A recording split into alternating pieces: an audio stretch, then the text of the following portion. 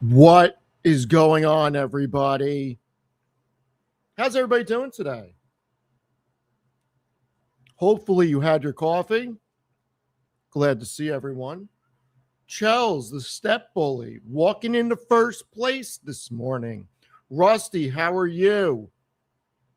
Tommy Dimes is here. Look at this, Big Dog Jello. How are you? Man, I got to tell you, I don't know how Amit does it. I was with him last night. I think we got done shooting around 9:20, 9:30 at night. The dude goes and gets a Red Bull. He goes and gets a Red Bull. Now, granted, I was finishing my coffee. I had maybe like a quarter of a cup left. But he goes and gets a Red Bull. Like, that's kind of heroic. And I know that he was on time this morning. I don't know how much that guy slept, but man, drinking a Red Bull at 9:30 at night, kind of heroic. I got to tell you, that's kind of heroic. Hilarious. Hilarious. Hollis, listen, I'm going to say something that I shouldn't say. In my day, the only time a Red Bull was okay is if there was Kettle One in it. So we'll go from there. But I hear you. I hear you. And then there was Daniel saying, hello, humans. All right. Let's get through my favorite part of the show. Do me a favor. Read the disclaimer, please. I'm not a financial advisor. I am not your financial advisor. Please do your own due diligence and make sure that you are doing your own research and that this is for educational and entertainment purposes only. And I got to tell you, Anthropic is really annoying me right now. I am going to sign up for OpenAI. I'm going to test their new model, and Dario is really pissing me off. I got to tell you, he's really pissing me off right now. So we'll see what happens with that. A lot of things to go over. I got to bring it up. I just got to find it. Here we go. I found it. I got to bring up the picture because I'm sure this is on everybody's minds. We're going to bring up a post that I did. We're going to get into a lot of things, but I seem to remember saying that Zuckerberg was swinging the Excalibur. And man, oh man, is he swinging the Excalibur. Oh boy. Oh boy. Okay, we got to address this. Tommy Dimes, I am with you, but it's got to be the Mexican Coca-Cola with the pure sugar cane. It's got to be. It's so much better. So much better.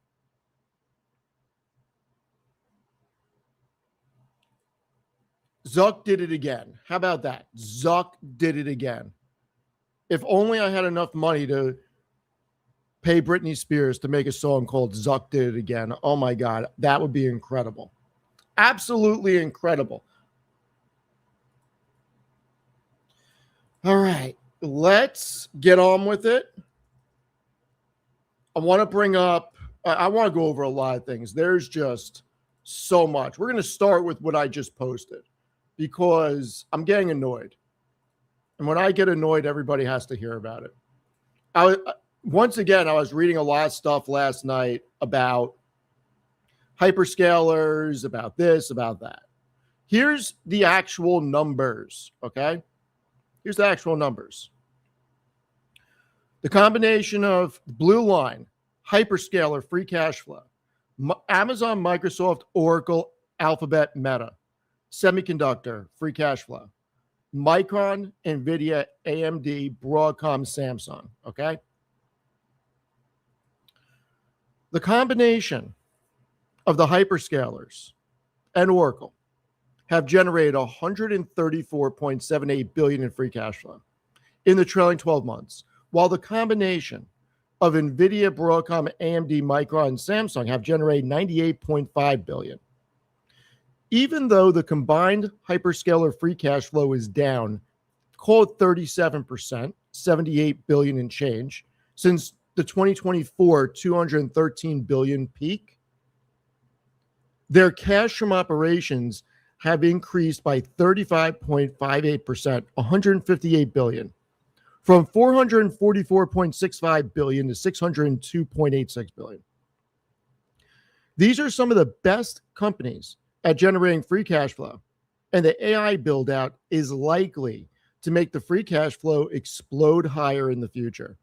Dealing with short-term declines in free cash flow over a multi-year period is more than warranted to fortify their future profitability levels.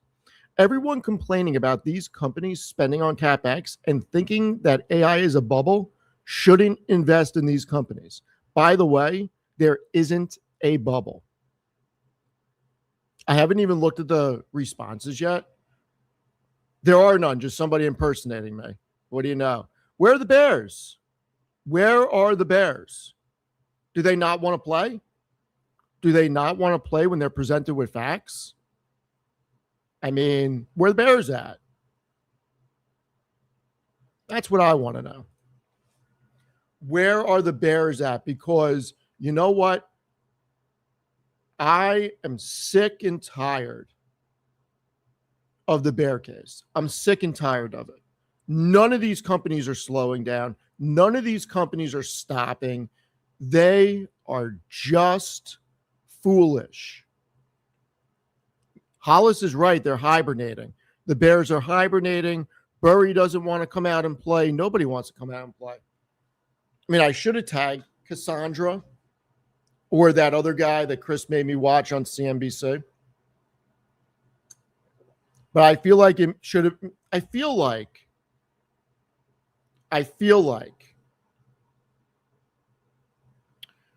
I am going to write an open letter once and for all, a definitive open letter to the Bears. I'm going to do it this weekend. Maybe I do it tomorrow. Definitely don't have time today, but I'm going to do a full-blown open letter to the Bears. And I'm going after everybody because I don't care. When I look at these numbers, I am so excited for the future. I am so excited for the next 5 years. And even if free cash flow goes negative next year, it does not matter to me in the slightest because I am looking at this on a 3 to 5 and 5 to 10 year build out / monetization. And I'm not knocking Dr. Burry. He did the unthinkable in 2008. I almost feel like it made his persona, and he can only go after big headlines and try to call BS. It's he's super smart, but I think he's wrong. And look, I could be wrong, but there is so much capital going to be spent next year and probably the year after. And if people think that these companies in 2030 and 2032 are not going to monetize these hundreds of billions of dollars being spent, they're crazy. They are absolutely crazy. The ROI will be there. It will. There's pretty much no way it can't be. Let's roll in. Let's see what's happening in the good old stock market. And look at that. ARM Holdings up 11.35%. We got SanDisk 8.79%. Micron 7%. Oh, the stock draft is going to get interesting.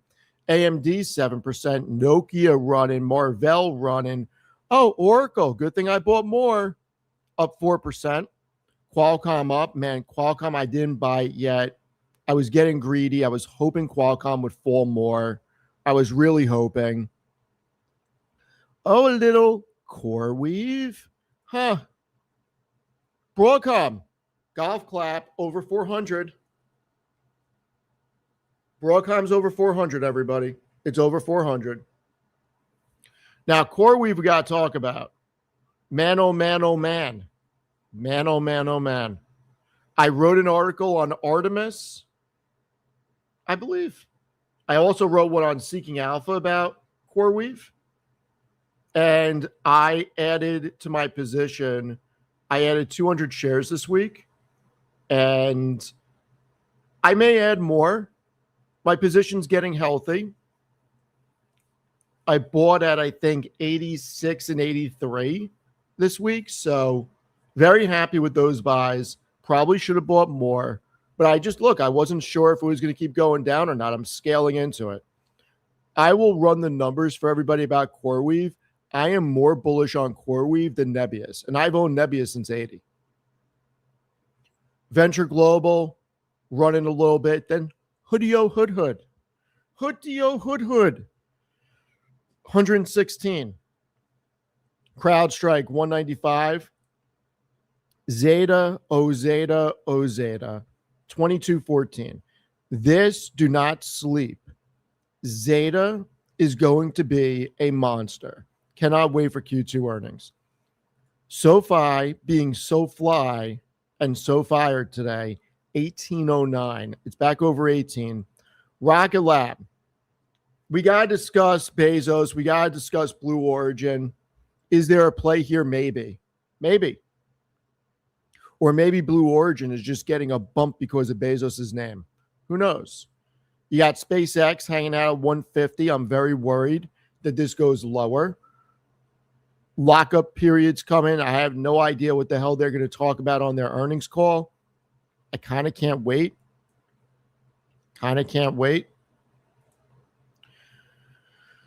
Let's see. Sirius Satellite Radio keeps moving. And I'll tell you, it's broken out over 30. I wouldn't be surprised if somebody acquires Sirius Satellite Radio for their satellites. I would not be surprised. Tesla's under 400. June is here, 1740 on Ethereum. And then you got the Zuck, the return of the Zuck, $606 per share. Throwing down the gauntlet. I love it. QXO up a little bit, 1471. We need rates to come down for this really to catch fire. But we got to go through it, and I have not read it yet. So maybe we'll read it together. I got an email notification that Brad Jacobs put out a new Q&A thing on the website, so I got to take a look at it. Reddit 194, Microsoft 380. The big guys are falling. How dare they? 241 on Amazon. Netflix After Dark is just not panning out the way that we thought it would. 74.67. Jake Rizzo is here. What if SpaceX reports a profit? Now, Jake, give me a little credit. I've never said they're cooking the books. Give me a little credit. I just talk about their a stretched valuation. I've never once said they cook the books. Give me a little credit. Buffett is a big holder of Sirius Satellite Radio. Stockman is here. What's going on? Netflix a buy in the high 60s. Maybe. I don't know if it gets there or not. We'll see. Nvidia's down a little bit. Salesforce is down. IBM is down. But look at this. Crude oil, 72. Go figure. 72. The Googs, 353. Palantir, 127.25. And then Costco. I want in all seriousness, Costco should be like $600. Should be like $600. Costco should be that low. I'm sorry, it should be. I don't want to see people lose money, but Costco should be that low. It really should be.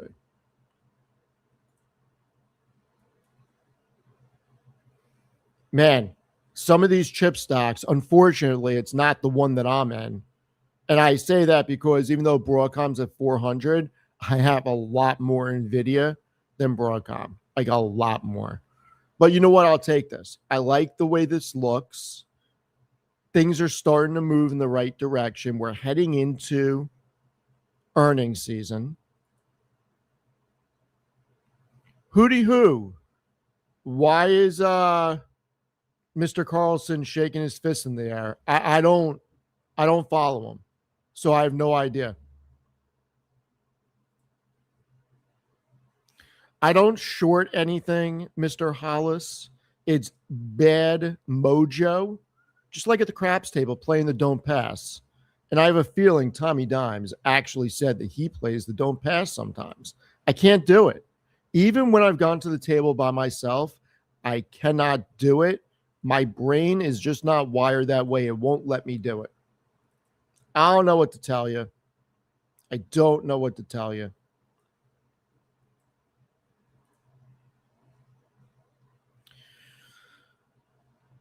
He likes Costco. I mean, look, Costco's an amazing company. I'm not allowed to go there per the shadow government because I'll need 2 shopping carts because I'll just walk down the aisles and throw everything in. They're a great company. I just don't like the valuation on the company.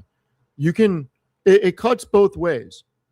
You can be a great company and have an extended stock price, and you can be a great company and have an undervalued stock price. Costco is just one of those companies that's extended. It's not a knock on the company. Management team's amazing, company's amazing, but the stock market has put a valuation on the company that just does not make sense to me. It just doesn't. All right, so let's get into the show. Still trying to finish my coffee. I didn't get out of bed till quite late today. It was nice. It was nice. I got up at 7:30. I'm like, yeah, I'm not getting out of bed. Next thing I knew, it was pretty late. Get yourself a 150 hot dog. Believe it or not, I don't eat hot dogs. I'm not a fan. I've never been a fan. If they did good burgers, I would do that.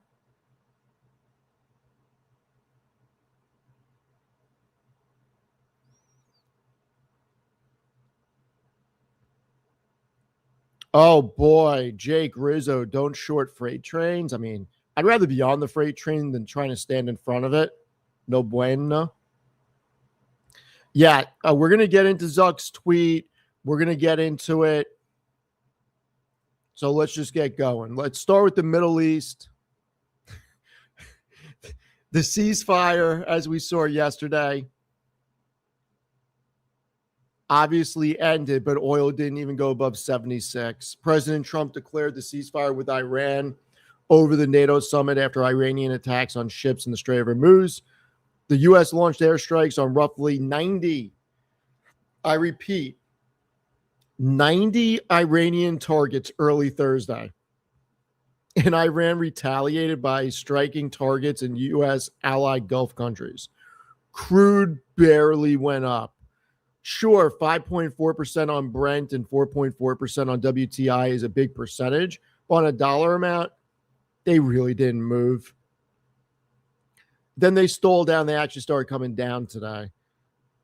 So I think that this is going to be very short-lived. My projection is Trump has several days before earnings season kicks off. You got to get everything done before Jamie Dimon speaks. And Iran, look, I don't want to get political. Iran has to know they can't win. Maybe they don't care. Maybe they just don't care.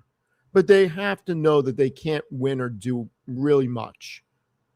And they're got to get, a deal has to get done. And I think that this is we're going to see a deal done over the weekend or another ceasefire or something. We'll see. Now, the U.S. revoked the waiver that had allowed Tehran to sell oil globally after the tanker attacks, and they tightened the screws again. Now, is that going to be in play? Maybe. Probably will be. Just logically, they need to be able to sell oil for their economy. And going down this road with the U.S. is a losing proposition every day for Iran. So at some point, this is going to get sorted out sooner than later, I think. Yes, the Middle East has been at war for thousands of years. I agree with you. I wish we could have just stayed out of there. I'm not the commander in chief, so we have to look at it for what it is. But you're absolutely right. They've been fighting for thousands of years. You're not going to stop that. And the other part is, you send American soldiers in, you have American bombers bombing sites and males being killed. Doesn't matter what the reason is. Those children are growing up without fathers, and those children are growing up with even more hate in their hearts for Western civilization. That's not good. I really wish that we could have done something without loss of life. I really wish that this was over and it never came to conflict. It would have been much better. Unfortunately, that's not the world we live in. So we got to call balls and strikes. I'm not sitting here rah-rah and going in. I don't want troops on the ground. My preference would have been diplomacy. I also don't have the information that they had. And that's where I'm going to leave it. Okay, the Strait of Hormuz. When does traffic actually return to normal? So this is the question that people have been posing, and honestly, nobody knows the answer. Anybody who says that they know or they can make a prediction, they're lying or they're just wrong. They may not be lying. They may just be straight out wrong because they're just believing some headline. Nobody knows. We had a 60-day ceasefire and they couldn't even hold up. So nobody actually knows. And when you look at what this actually means, before the war started, it was between 20 and 25% of the world's oil and 20% of global LNG moving through the strait. There was 130 vessels transporting oil and gas daily through the strait. After the June 17th memorandum, okay, the traffic recovered to 20 to 25 tankers and 50 total vessels on the best days. That's still less. Keep in mind, that is still less than 50%. It's more like 35% of the normal traffic going through the Strait of Hormuz. And this week's escalation was not good. Tankers were struck overnight while bringing outbound crude out, which include LNG carrier and 2 crude tankers. And the freight for a VLCC hauling Middle East crude to China has surged 19% of the value. I mean, this is becoming a structural problem, and we really need this to stop. And there's no telling. There is no telling what is going to happen. I don't know. I am hoping that a deal gets done because you know what? If oil goes to 85 to 90 again, stays there, it's not going to be good. Now, I'm going to make a comment. You're going to hear it on basis points, so I'm not going to go too far into it. I think that there are Fed members that are politically motivated, and a minute I get into it, so I'm only going to make one statement about this and then move off the topic. You have to watch basis points to see my thoughts. I think there's some Fed members that are disingenuous, that are politically motivated, and oil, if it goes back to 90, it's going to make Warsh's job even harder. So check out basis points tomorrow when it drops for the full details on that. All right. We're going to get into meta. We're going to get into meta. But before I do, I got to bring it up again. I love this image. I need to shoot a dedicated meta video and use this image as the thumbnail. I absolutely love this image because Zuck swings the Excalibur. He swings it. It's amazing. I may have to update it a little bit. You know what? Maybe I should put me, Chris, Amit, and Matt standing here with Tanner. Maybe I should put the 5 of us standing in the background watching Zuck swing the Excalibur. That would be hilarious. I got to figure out how to do that.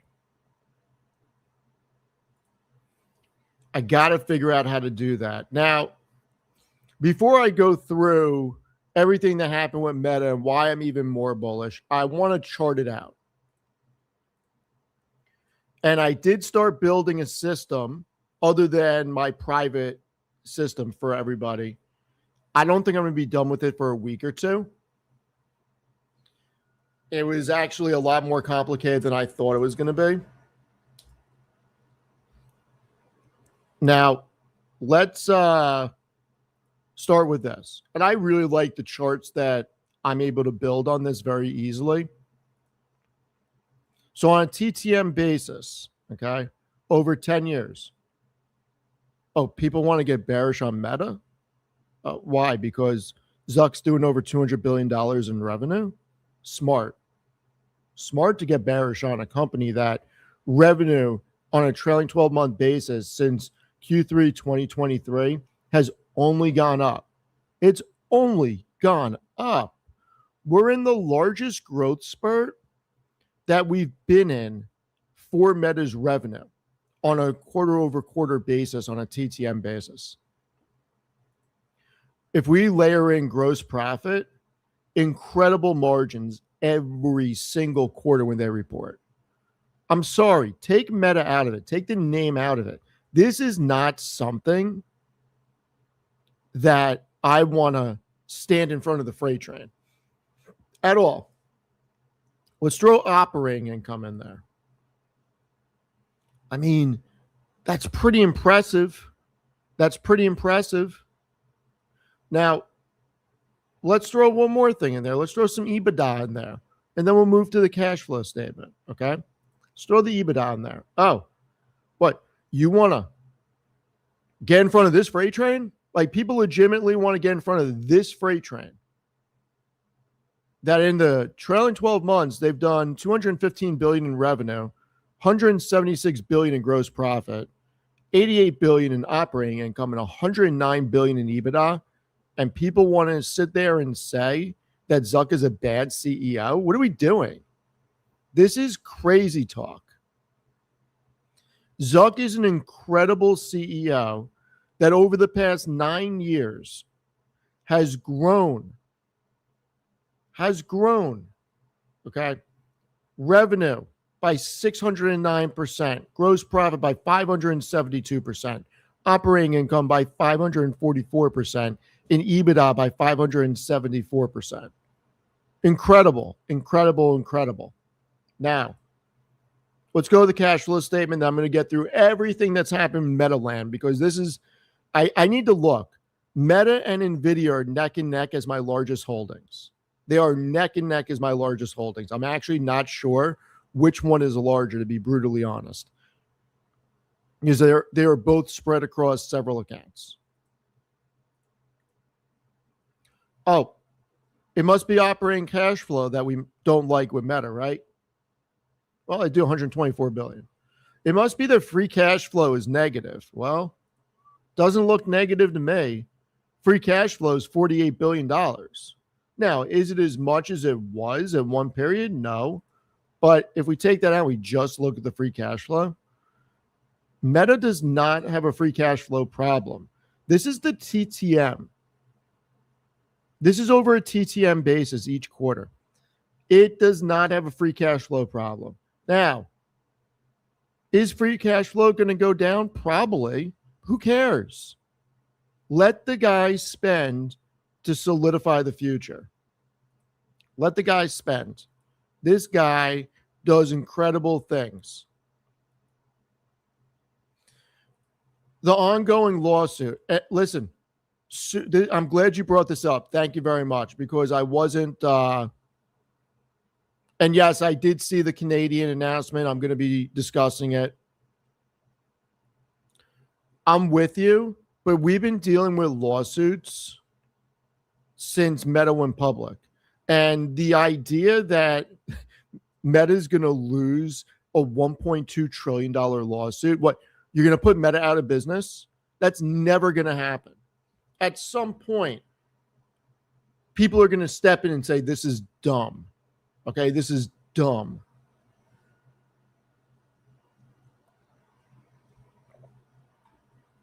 I refuse to believe. I refuse to believe that. Of course, just when I start rolling, we'll come back. All right, we'll go back to that. I got to remember to go back to that. Hold on. Let me set this up for a transition real quick. All right, we'll go back to that.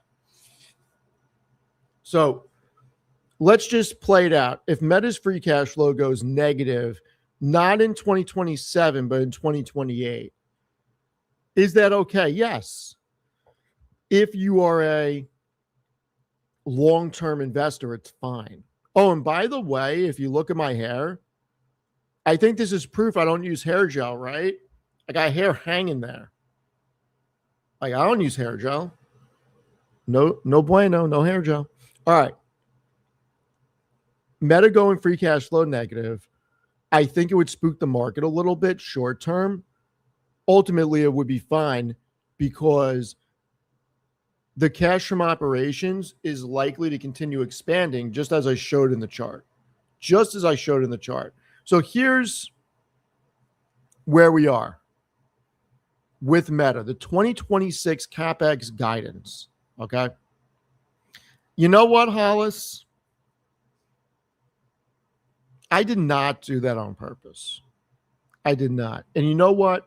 When you come out to New York, I'm going to have you go through the medicine cabinet to see if there's hair gel in there. How about that? You can even videotape it. There is none. You won't find any. Anyway, Meta's down 24% from its 52-week highs. It hit 796. Meta is still in a bear market. Now, the 2026 CapEx guidance, 125 to 145 billion. This is nearly double what they spent in 2025. It's nearly double. Every time Zuck raises CapEx, the stock goes lower. Yet, the monetization, the evidence is there in real time. So here's the core business in a nutshell. Q1 revenue, 56.31 billion. It grew 33%. Let's bring up the visualization of that. I want to put this in perspective. I really want to put this in perspective for everybody. Their revenue grew 33% year over year in Q1. It's crazy. That was the fastest year over year growth rate since 2021. The ad revenue was 55 billion. Impressions were up 19%. And per ad up 12%. Operating margin 40.6%. EPS of $10.44. Crazy. Now, here's the scale. More than 3.5 billion people use Meta apps on a daily basis. They guided Q2 for 58 to 61 billion of revenue. 58 to 61 billion, and people want to say Zuck sucks. I mean, maybe he does. I don't know. eMarketer is projecting Meta passes Google as the world's largest digital ad seller by the end of this year. That'd be the first time in 14 years that happens. Catalyst number one, Muse Spark 1.1 launched today with the first paid developer API tier in Meta's history. They're targeting agentic and coding workloads against OpenAI and Anthropic. Muse Image launched Tuesday. Muse Video was previewed. And Meta AI already has, let me see if you guys actually saw this. Put in the chat, how many users on a monthly basis does Meta AI already have? Let me see it in the chat.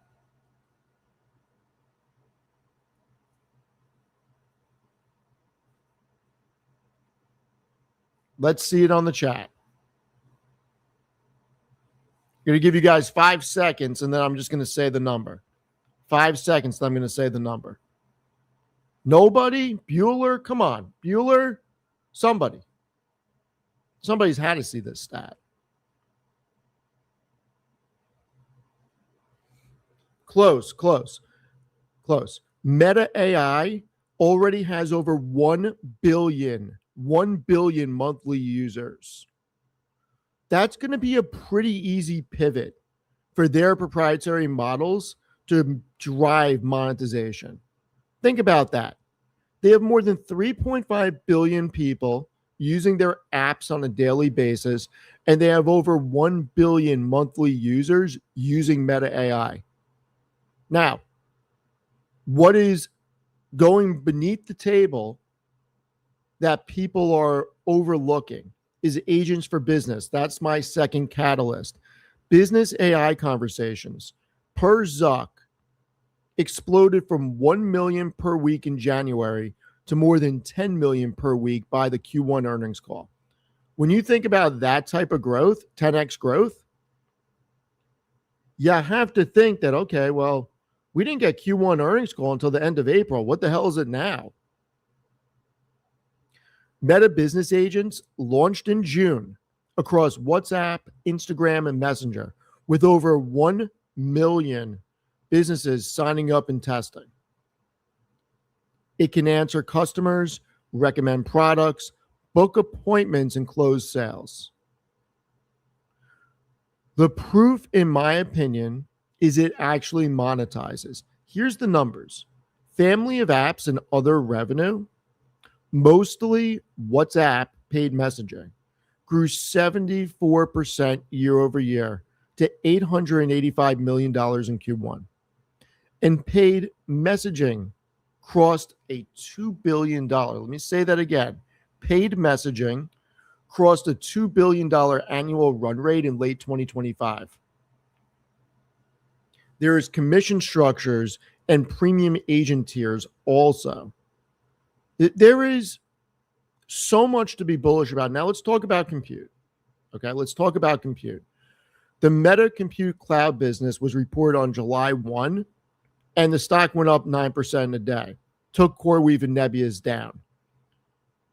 So you got hosted model APIs like AWS Bedrock, raw GPU rentals like the Neo Clouds, and Zuck says companies ask Meta to buy compute at a premium almost every week.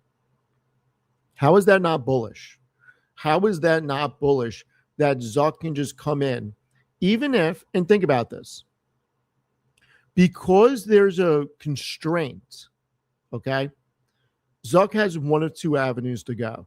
He can sell his own from the data centers he's standing up and then utilize the compute he's buying from CoreWeave and Nebius for his own deals, or he can utilize his own data centers, rent compute from the Neo Clouds, and then resell them at a VIG because there's that much demand. Incredible. Absolutely incredible. Now, Meta has committed a tremendous amount of money to AI infrastructure. And Reuters reported this week that Meta will deploy 7 gigawatts of compute in 2026 and double it to 14 gigawatts by 2027. Yesterday, and some people in the chat were saying it, oh boy, here we go. I will get to that comment in a moment. Some people were talking about, did I see it? Yes, I saw the news. Yes, I did. Yesterday, Meta broke ground on a 1 gigawatt, roughly $9.2 billion data center in Alberta. 33rd globally and first in Canada, which is scalable to 1.8 gigawatts. So let me address Black Mamba's comment. The whole narrative is BS. It's going to take years to even build out the infrastructure due to that, and he's not interested. It's just cover for the stock and more spending. We're going to find out. I can't say you're incorrect, and I can't say you're correct. I can't even say if I'm correct or not. Everything is a speculation. And anybody who says otherwise, they're just blowing smoke and trying to sound smart. Now, you may be correct on that. The data is not supporting it. Now, does it take a long time to stand up a new data center? Yes, it does. Absolutely. It's not going to take years to build one data center, though.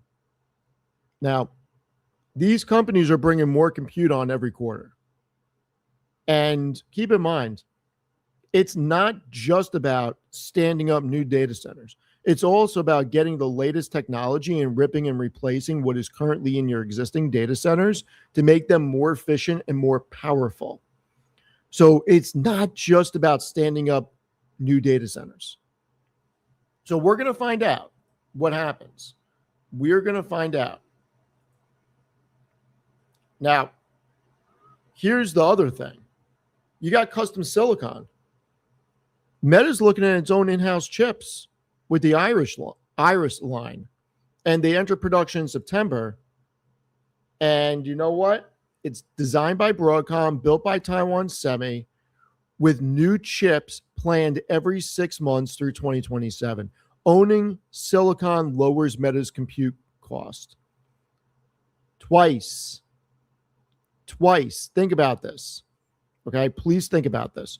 When Meta builds its own chips, designed by Broadcom, fulfilled by Taiwan Semi, it cuts the cost on its own inference bill and on every unit it rents out. Think about that. Every unit it rents out, it's actually going to build its own chips and rent them out. So then you have to think about what they do. They are an ad company. AI already powers the ads. The trillion parameter adaptive ranking model lifted conversations 1.6%. Lattice and gem improvements lifted landing page ad conversations more than 6%. And then conversions, talk about the conversions. Over 8 million advertisers use Meta's Gen AI creative tools. And the value optimization suite crossed a $20 billion run rate, which doubled year over year. I think not enough people are being critically independent and calling balls and strikes. I think people are getting caught up on Zuck, not the business. Not the business. And then there was the second largest shook baby who entered the chat. Addicted to Trading is here. How are you? How are you? Now, does all this, what does all this mean? Well, my own personal opinion, and keep in mind, it's my own personal opinion. I have no proof, and I am more than willing to say that I have no proof in about what I'm about to say. The only thing that I have is the direction of cash from operations and the direction of their financials. I don't talk to Zuck. I wish I did. I would love to be on a texting basis with Zuck. I talked about UFC, asking about how the company's going, but I'm not. So I have to use logic. And when I look at it and I think about it logically, is Meta Platforms a company that can continue to scale cash from operations? Well, I think that they can. Is it a company that I believe can overcome the narrative? I do. This is a company that on a trailing 12-month basis, we've seen it. And this was before the AI boom. We've seen the cash from operations dwindle a little bit. But since 2023, we've only seen it go up on a year-over-year basis, quarter over quarter.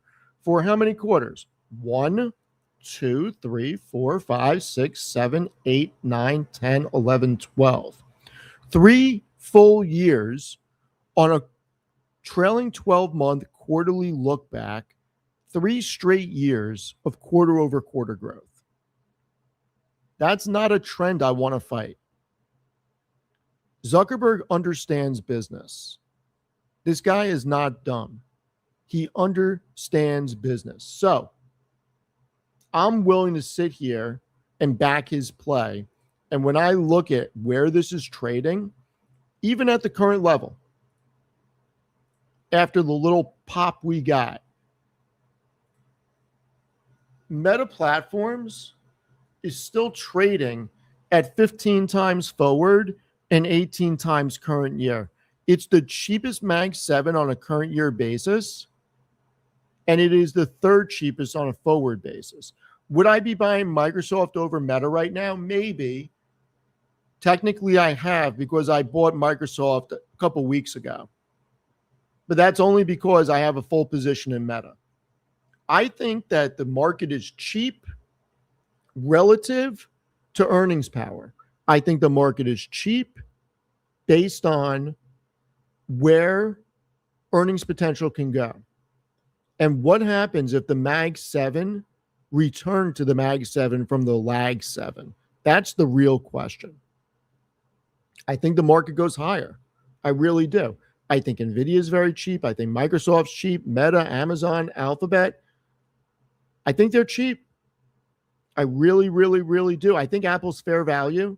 I do think Apple can go higher, but I think Apple's fair value. We'll see. What do all you think? Let's get a poll going if you guys think I'm crazy or not. Well, you guys probably think I'm crazy, but for other reasons. So here's the poll. Do we think that the Fabulous Five, we're going to go in college basketball terms, the Fabulous Five, do we think they're inexpensive? Amazon, Alphabet, Meta, Microsoft, NVIDIA. We're going to exclude Apple because I think that's fair value. We're going to exclude Tesla because I think it's overvalued. Even though my buddy Jake Rizzo will debate me on that every day, all day.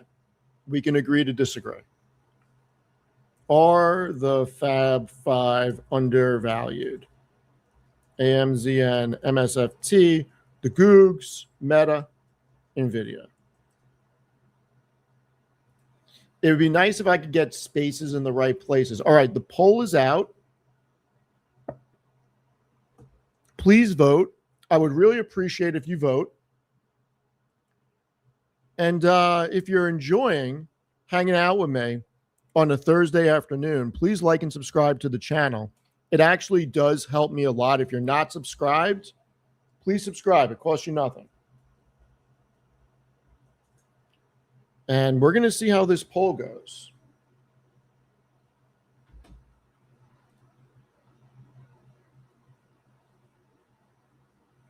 And I got to tell you, I am really angry at Anthropic right now. They are really screwing with my token usage. I'm not able to token max anymore. This is no good. We're not even going to joke around with no bueno. This is straight up no good. I am going to absolutely sign up for OpenAI later today. I am absolutely going to do it. I'm so annoyed. I kind of just want Alphabet to put out something really good so I can just use Alphabet because I'm invested in them.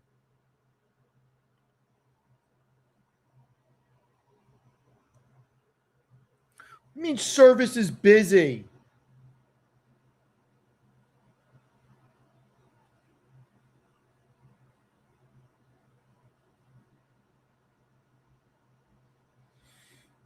Man, they're really annoying me. Are they trying to say that I used all my tokens? How dare they? I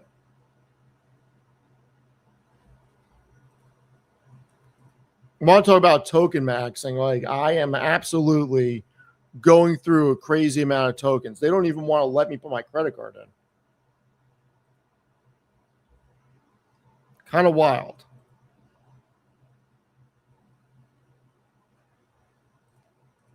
Kind of wild. All right, one sec. I have a problem with inflation.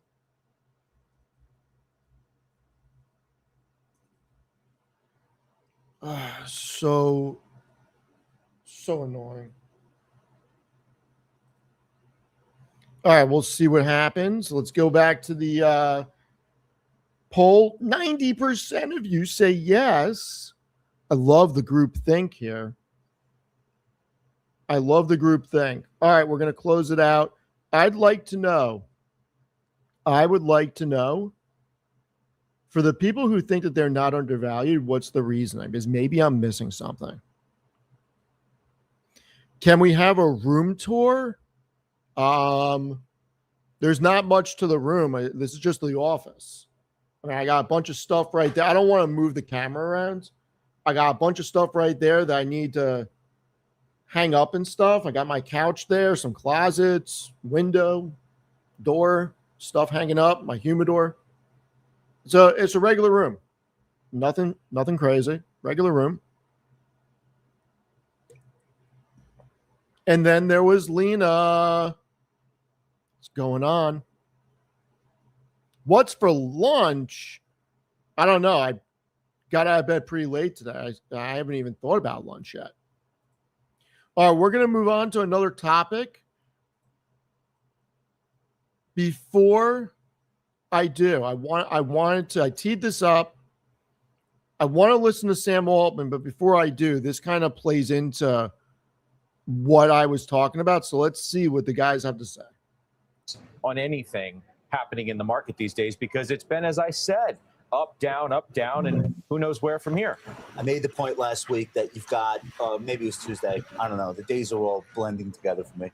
I made the point a few days ago that you've got $200 billion in leveraged ETFs. A lot of that is in single stock 2X vehicles. These have become mainstream. That $200 billion is equivalent to $500 billion notional exposure. That's $500 billion. So what that means is, on any given day, if there are natural, normal sellers of these stocks, the momentum players may or may not exacerbate that move and make it look even crazier than it would otherwise be. This has changed market structure. We all have to get accustomed to it. The good news is no one is forcing us to actually react to it. So I think if you're in these names, and we own, a whole bunch of these in our Porterhouse portfolio, the thing that you have to just understand is that what comes with the territory of being an uptrending, popular, great earnings growth story stock sometimes is that a lot of people are affecting buys and sells in the derivatives that don't really have a meaningful point of view. They're just playing for, all right, it went down 7% yesterday, maybe it'll go to up 7% today. And that's actually what's playing out right now. So here are 0 52-week highs in the SMH today. But it is bouncing. And if you look at the average stock in the SMH, it's about 17% of those are at 50-day highs. So a lot of stocks have been knocked away from their highs. But what you got is a momentum reset, Judge. To answer your initial question, the SMH RSI is now back to a very healthy and cooled off 49. The average 10-day rate of change for a stock in the SMH hit negative 15% during this last drawdown. That means the average stock lost 15% in that 10-day window. And if you've been on the sidelines, you haven't been in these trades, you feel like you've missed out, well, you finally got an opportunity. Some people won't want it anymore because they'd rather buy a stock that's green, but that's the reality of where we sit today. Which is why, Bryn, if you like these stocks and you like this trade, your head's going to spin 10 times trying to pick the exact right moment to get in. Jim demonstrated that by doubling his position in Micron yesterday. It's like, if I liked it last week or 2 weeks ago and then it's lower today, well, how can I not like it today? I assume that's going through your mind as you buy the DRAM ETF. So take me through that. It was your final trade yesterday, and now you followed through and actually bought it. So I do want to go over what she did before she speaks. We talked about yesterday. I really liked this trade. I did not do it, but I really liked it. She bought DRAM, or she said her final trade was DRAM. I think it was trading around 60 and selling the September 16th $70 call against it and got paid $7. So there's about, I don't know, what is that, 16, 17% upside between the spread plus the $7 commission she got taken in cash right now. So brought her cost basis down to 53. Very smart. I love that trade. Premiums are huge. And you know what? Premiums are huge because of semis, a lot of volatility. So let's hear what she has to say. I really like the trade. Yeah, so after the show, my final trade, it was at $60 yesterday. Josh did a great job walking through the insanity of the levered ETFs, which is creating huge volatility, which is then in turn for sellers of calls like myself and Kevin, huge call premium. And so I bought it at 60 yesterday as my final trade. And I said, you can sell the September 70 calls and collect $7. So I have $17 of total upside in the next 2 months. If not, my $60, I got $7. My cost basis will be about 53. I do think with Micron did touch the 50-day yesterday. So from a technical perspective, and I said this yesterday, I thought Jim's entry point, I know he uses fundamentals, really lined with those fundamentals of bouncing off of that. And I will say, as everyone is talking about earnings growth, whether it's in emerging markets or the US, Micron should be about 15 to 20% of total earnings growth in the S&P this year. That's one name. And then when you look at the EEM, SK and Samsung are also around 15%. And think about that. That includes China. That is emerging markets, inclusive of China, 2 stocks. And then finally, SK Hynix is going to do their listing tomorrow. From what I've heard, it's 7 times oversubscribed. So I just thought that was a good risk-reward ratio. That's why it was my final trade, and that's why I bought it after the show yesterday. Jimmy is a bottom in. Who knows? Who knows? Like I said at the very top, good luck trying to make that call, because when people have felt like, okay, the space looks like it's bottomed because it has bounced, 2 days later it's back down again, and we're witnessing that this week again. But I made the point of what you told our viewers. How could you not, if you liked it, I'm talking about you specifically, if I made the case that I liked Micron a week or 2 weeks ago, and now it's maybe lower or about where it is because it's been bouncing about, what are you going to wait for? Like, what is the signal that you're looking for, right? You're just looking at the fundamentals, and you're like, I believe in the fundamentals as much today as I did then. Yeah. So I'm willing to make a bet that if I don't catch the exact right place, I don't know, 6 months from now, a year from now, I don't know if you're going to hold it that long. Is it going to be higher than it is today? Well, I believe so. So I'm willing to double my position. Scott, I can't overemphasize the point that you're making, which is that we cannot call bottoms, all right? And I don't think anybody here does that. We may say things like, look like they're turning. Yesterday, I thought I saw a signal in Micron, and I added to it. But actually, by the time we were talking this time yesterday, Scott, you'll remember, I thought, hey, maybe that signal was a false signal. So to be helpful here, knowing that none of us are going to tell you where the bottom is because that's not doable, the most pertinent advice I can give anybody watching is stay true to your knitting as far as what type of an investor you are. If you're a momentum investor, don't suddenly become a fundamental investor. If you're a technical investor, don't suddenly become a momentum investor. In this rapidly rotating market, and it's actually, to me, it seems, Scott, like it's every day. What do you mean? Aren't you defining what you are? You're going against what you're doing. No, I'm saying that fundamentally Micron is a value stock to me. Now, this is debatable. What I just said is debatable. I've had other value investors come to me and say, no, it's not a value stock. You shouldn't buy a stock, a cyclical stock. Oh my God, this is going to make everybody's head explode. He said it. There's so many comments I'm going to address. He said it. I'm going to get into it. Is Micron a value investment? Holy shit. Farmer Jim. I love it. All right, let's finish up what he's saying, and then I'm going to get into it. Oh, man, that's great. Like this at low earnings near the top, that's usually counter-cyclical. However, I am adamantly saying that I think this is a fundamental buy here, based not just on the valuation, but the strategic contract agreements they have, the fact that they're going to start returning capital to shareholders soon.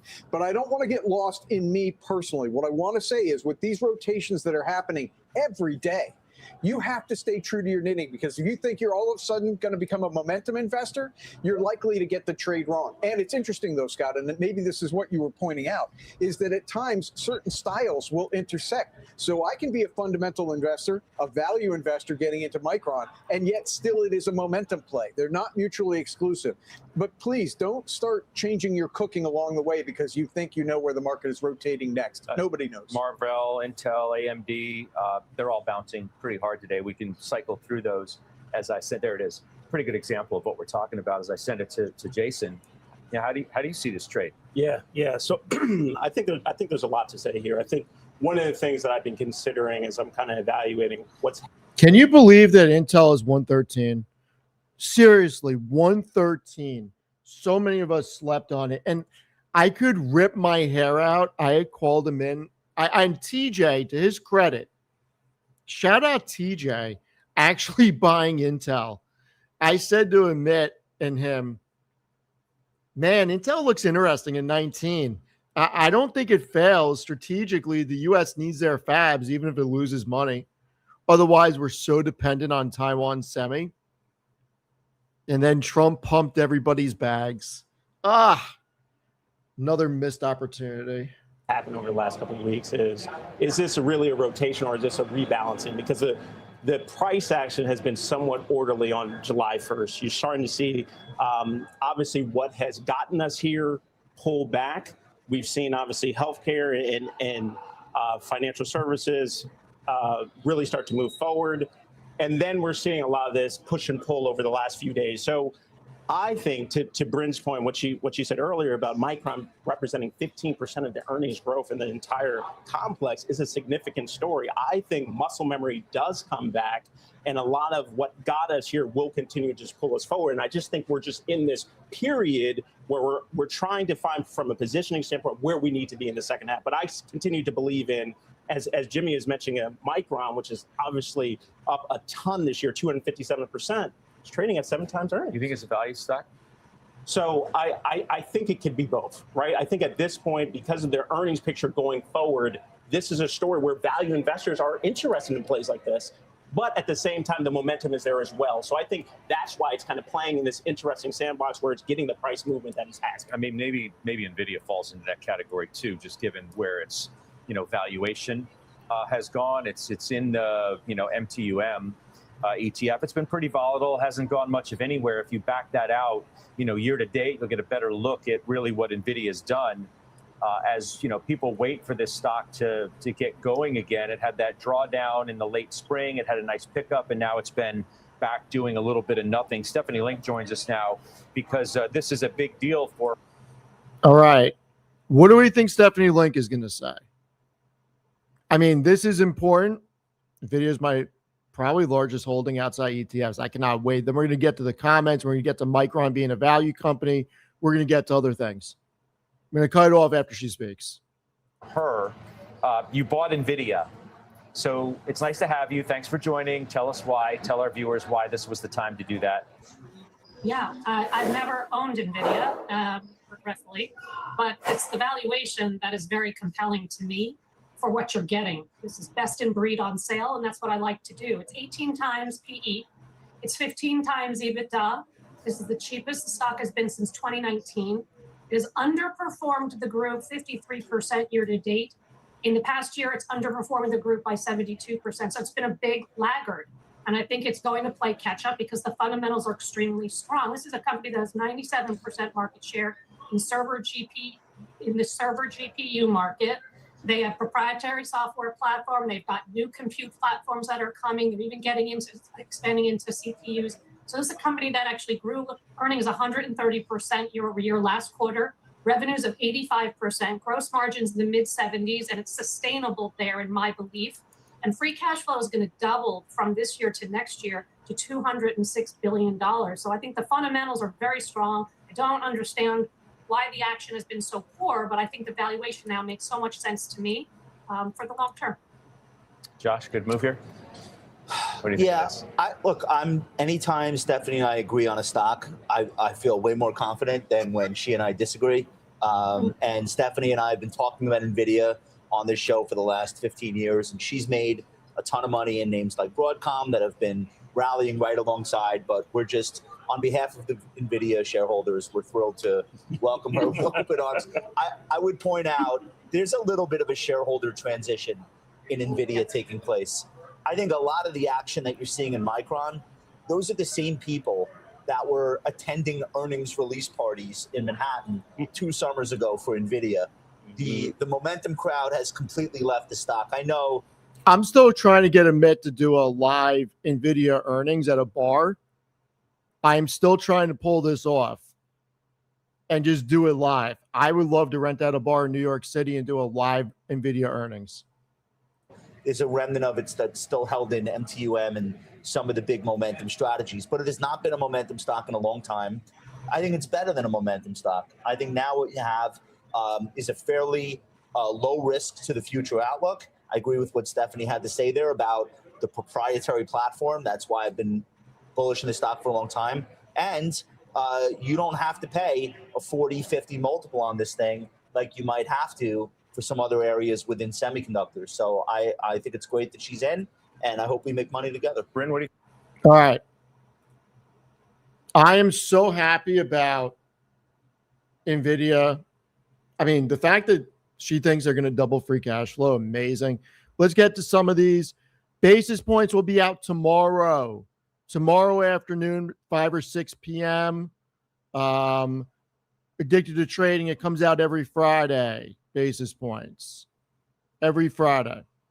I am going to listen. Chris and I on Monday will likely be talking about Meta. I can't wait to see his thoughts. I've not talked to him today. I'll probably send him a text a little later. Let's see. There's a couple other comments I wanted to get to real quick. Who's Jim? Jim Lamenthal, Farmer Jim. He was on Power Lunch with the glasses like mine. Big glasses. I can't say. What do I think about ServiceNow? I'm a fan of ServiceNow. And yes, Stephanie Link just bought NVIDIA for the first time. I love it. I love it. I love it. SPMO, very interesting to me. I got to look more into it, but very interesting to me. Yes, NVIDIA will be a dividend compounder, in my opinion. I actually wrote a detailed analysis on that. I'll link it. Let me find it. One moment.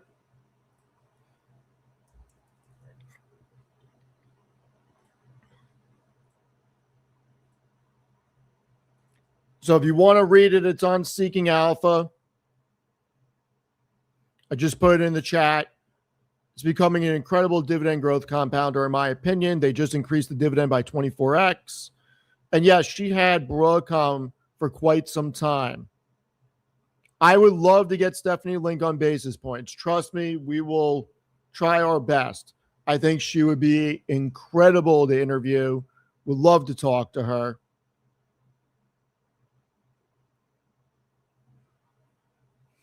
Renting out a bar for NVIDIA earnings will be the top. But what if it's not, Jackson? What if it's not? What if I just said to you that it's not about making money, it's about having a good time with NVIDIA shareholders, and that, you know, that's all there is to it? I don't think that's a top.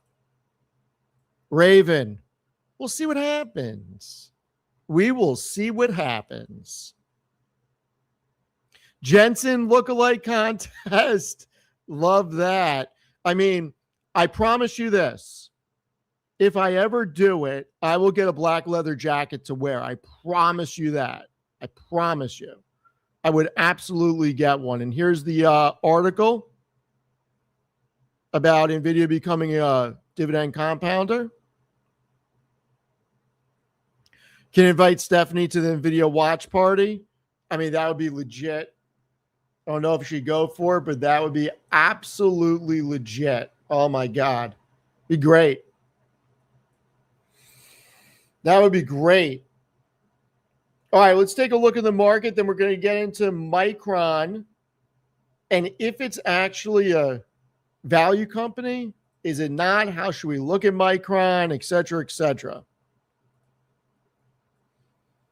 Well, Micron is our running. Oh, we got to look at the stock draft also. Things probably changed. I have not looked at it, but things probably changed. Micron over 1,000. AMD, Lena, you got to be feeling good right now. A lot of you in the chat got to be feeling good. AMD is one of the chat's favorite companies. Right up there with Hood, Palantir. AMD's right up there. 551. It's incredible. Oracle, 145. Broadcom, 402. I'm with it. I like it. I'm in it. Ooh, that was a little quick. CrowdStrike, 197. How about this? How about this? I think cybersecurity is only going to get bigger. Only going to get bigger. Hoodie-o hood. I mean, trying to run past 120, and I did see a comment about SoFi. If it gets to 40, I got to take my shirt off. How about this? If it gets to 100, I'll think about it. How about that? It gets to 100, I'll think about it. That should give me enough time to get cut up again if I actually feel like working out, which I don't. Zeta 22. I got to get Nick on. Got to talk. There's so many people I need to talk to. It's been a whirlwind with my time.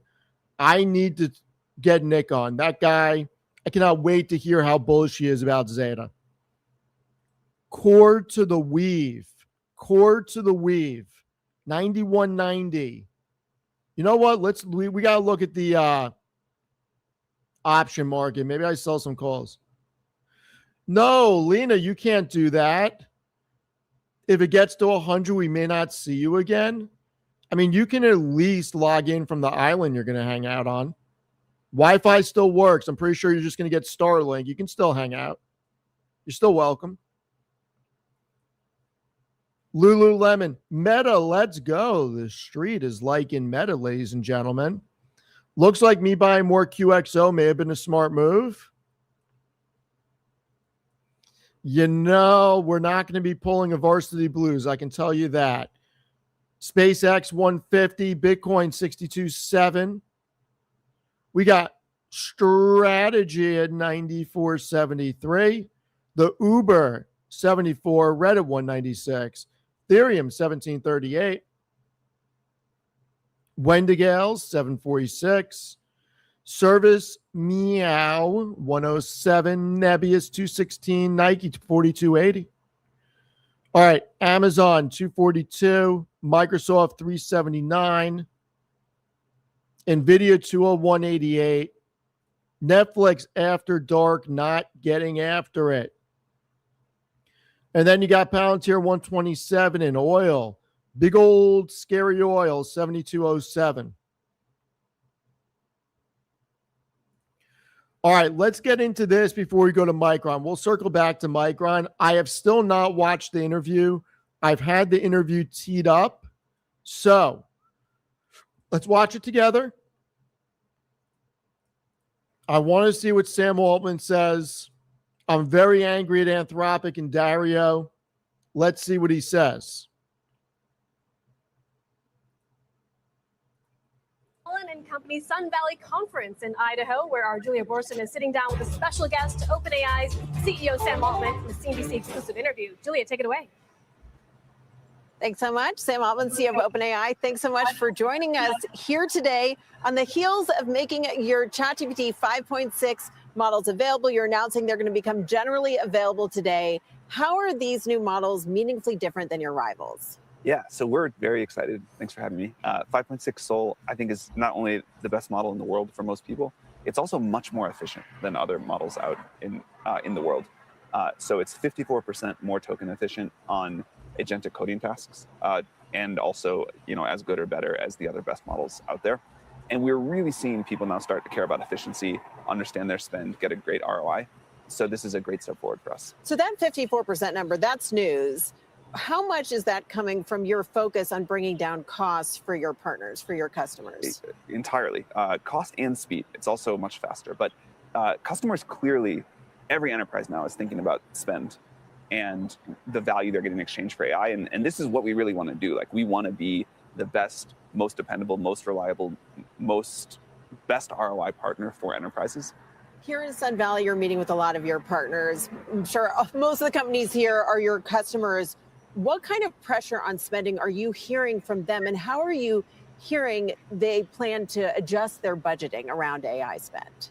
Well, they really like our focus there. This is the first year where AI spend has been a big topic, and all of a sudden, it's a very big topic. Everyone's asking what we can do to help reduce spend or increase value, and I think our models are well suited for that. So this release of 5.6 Sol, I think, is a very welcome release. So your 5.6 went through this government approval process, was delayed by a couple of weeks. What happened in that government approval process? I thought it was a very productive process. We had a very good time working with Secretary Lutnick, Secretary Bessent, Director Karen Cross. This is our first time through it, so there are things we will learn about how to make it better for the next one, which will get going on soon, and I think it'll be a much smoother process.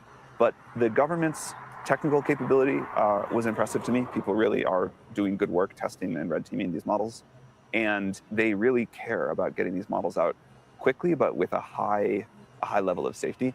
And I think this is actually in everyone's interest.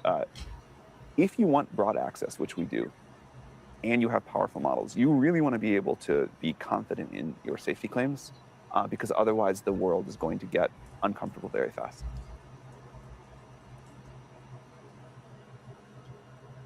All right. So Julia Borston joins us now with more. Hi. Hey, Scott, when it comes down to it, I am going to have to see if I agree with Sam Altman, and I'm going to sign up to it. I'm going to use it. I like everything that Sam Altman said. If it is the best model, I'll find out. Maybe it is for regular stuff. Maybe it is for coding. Maybe it is overall. He said for most things. I love the idea that he's trying to make tokens more efficient and cheaper, because I certainly burnt, and I'm on the 20x plan for Anthropic. I'm having to use my API and spend additional money. So I'm certainly going to try OpenAI, see if I can lower my costs.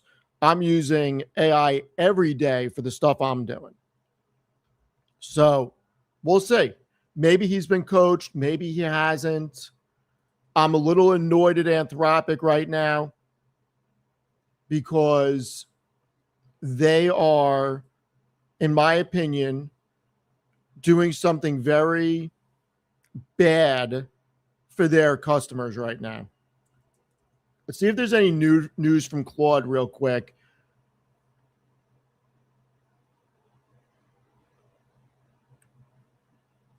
Yeah, nothing new. We're extending access to Fable 5 on all paid plans through July 12th. As before, you can use up to 50% of your weekly usage limit on Fable 5. After that, you can still use Fable 5 with using credits or switch to another model. Nobody wants to switch to another model. Nobody. So if we go to OpenAI and I look at what they're doing, let's go to their pricing plans together. Hold on, I'll bring it up. OpenAI pricing plans.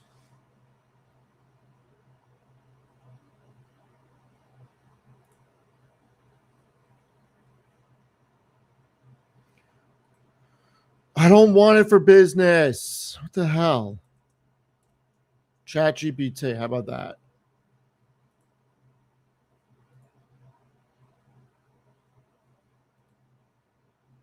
Okay.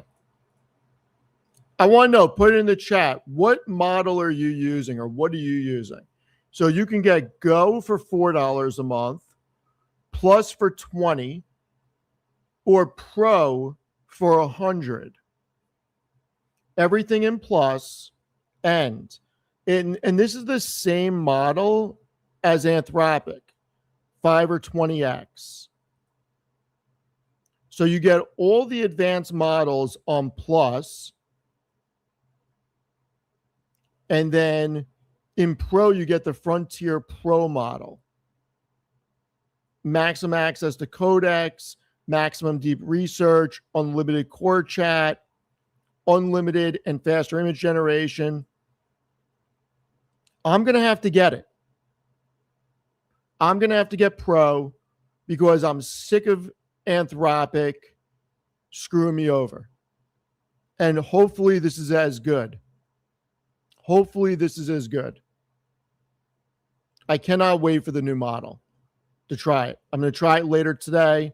I'll sign up later and I'll get after it. Gemini, you know what? Let me do a new poll. That's a good idea. New poll. What are you using?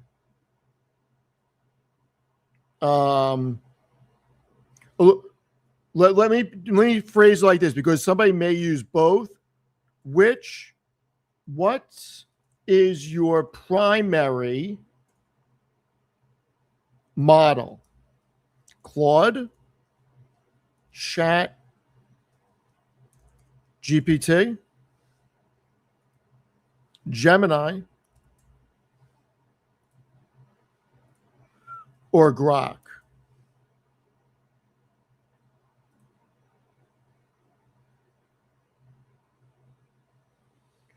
If everybody could please answer this, I really like engaging with the chat on these because you know what? It really helps us understand what's going on in the marketplace because who better than the 1,300 people that are here right now to ask? We have 1,300 people. Let's see what the most used model is. And right now, Gemini's in the lead.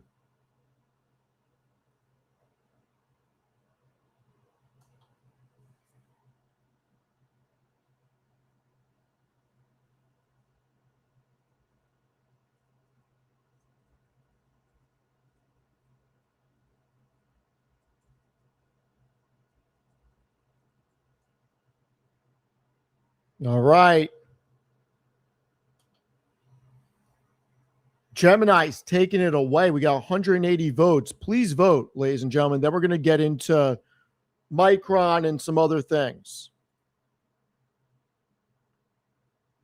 Star, I get it. It sucks.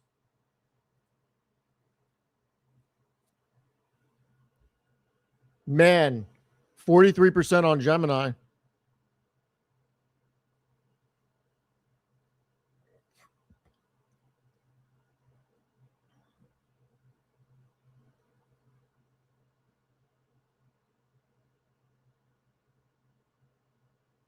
Never used any of them. Wow. Okay, let's do this. The next poll, do you pay for an LLM? Yes or no? Do you pay for a LLM? That's what I want to know. Do you pay for an LLM? War, thank you so much. Really appreciate the super chat.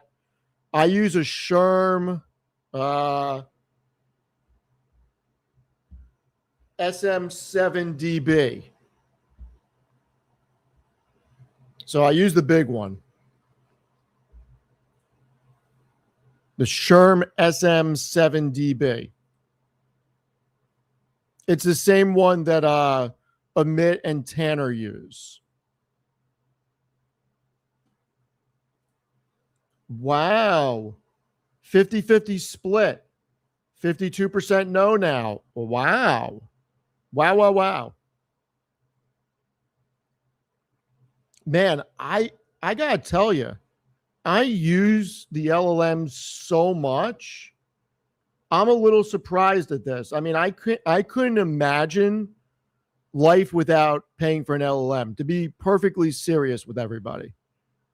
I really couldn't imagine it. And you know what I like about Claude, and I'm going to give Claude props, the plugin for the Google browser is so damn good. Oh my God. I asked it to do something for me last night, and Jesus, really incredible.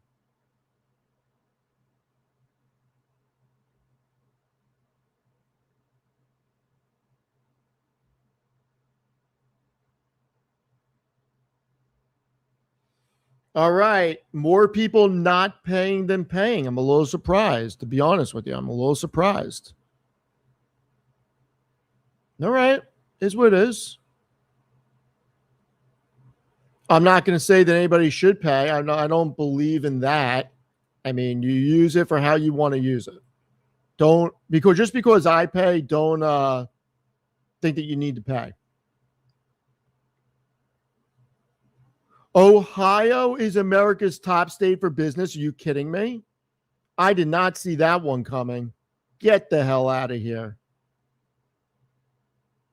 Get out of here. That's wild. All right, before we get into Micron, I want to go through something very quick.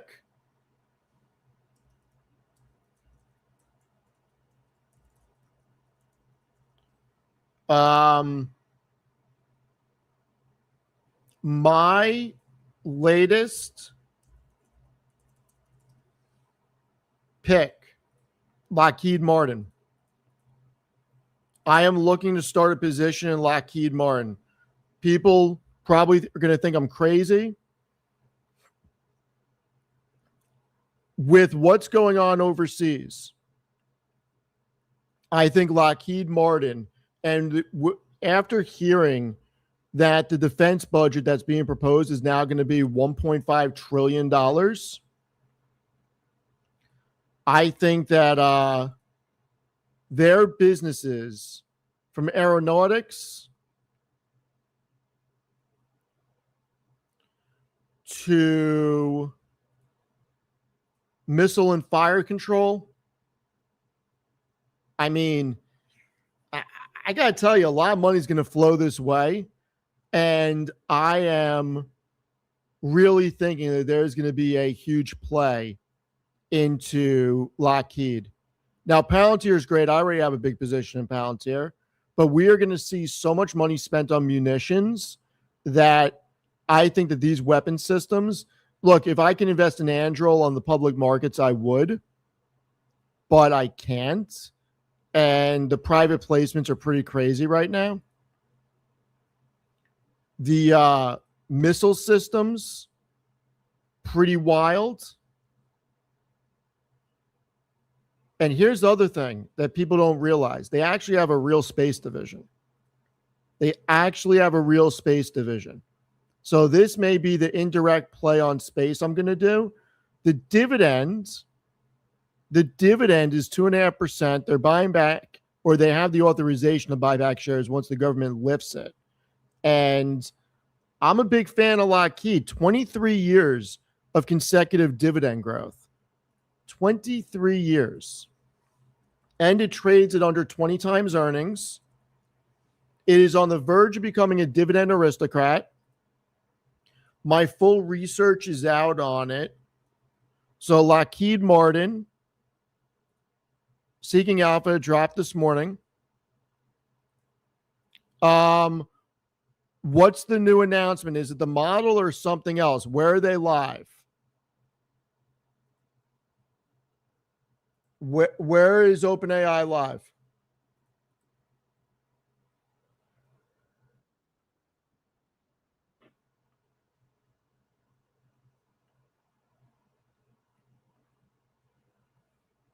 I'm trying to find this.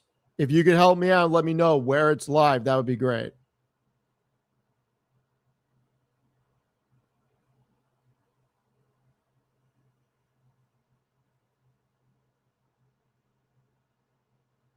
I have not looked into BlackBerry for a robotics and defensive play. No, I have not.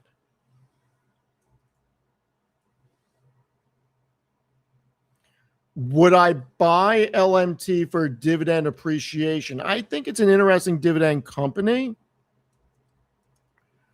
But that to me, that's just the kicker. That is just the kicker of, okay, introducing the next chapter. I don't know if I can.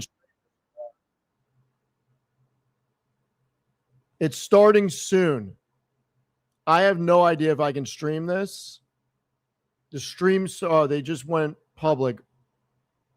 Yeah, we're going to watch it. Screw it. You know what? I better not. I don't know if they're going to ding me or not. I don't want to. They're talking about the new models is what they're talking about.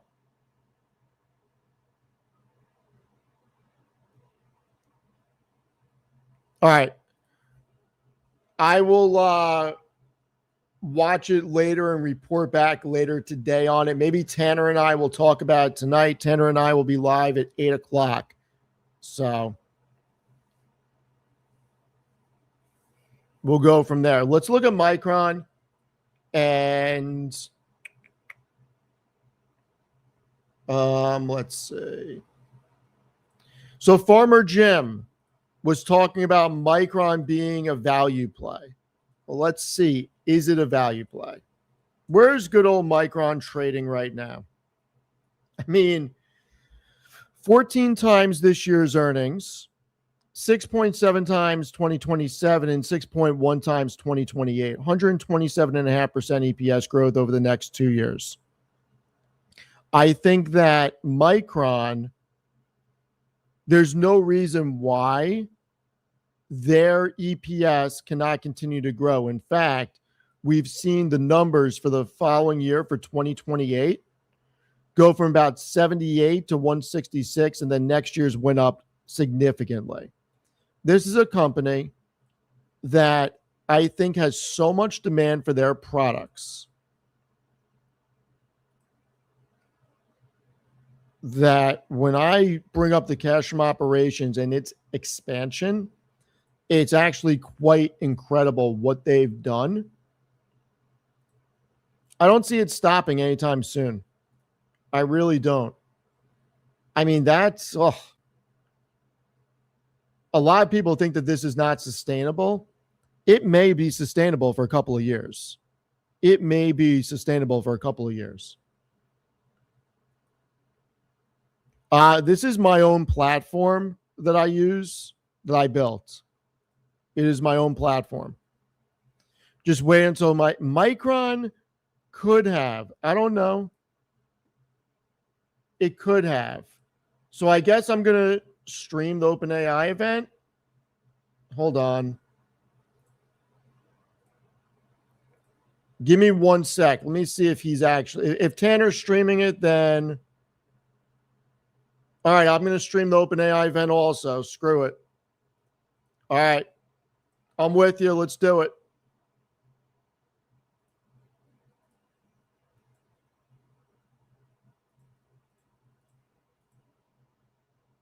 And your browser. Finally, we're also announcing hosted sites, which we are making available for all paid users. It allows you to use ChatGPT Work to create and share those websites with your friends and colleagues. It is a truly magical experience, and I can't wait to show you. First, we're going to have a look at ChatGPT Work. Jessica, Lauren, why don't you show us what they can do?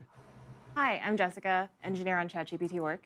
And I'm Lauren, I'm on our strategic finance team.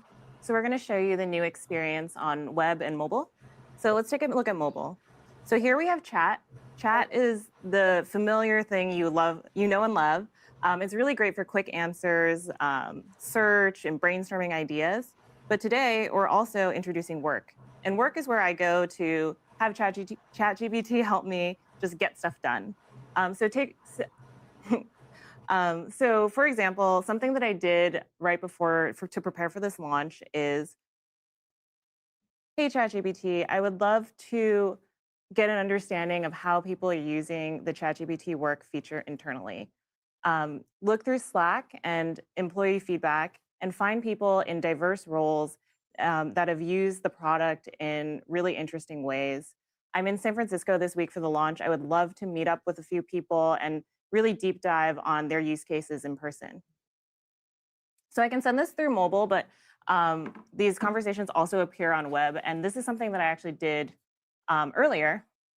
We can take a look at the results, and ChatGPT Work was able to pull from the sources that I asked for, find interesting people to talk to, and then schedule meetings with them while I'm in town. And one of the feedback posts it highlighted was actually Lauren's. Yeah, our finance team have become such power users of ChatGPT work. I'm really excited to show you how we've been using it, but I would love to hear how other teams have been using it too.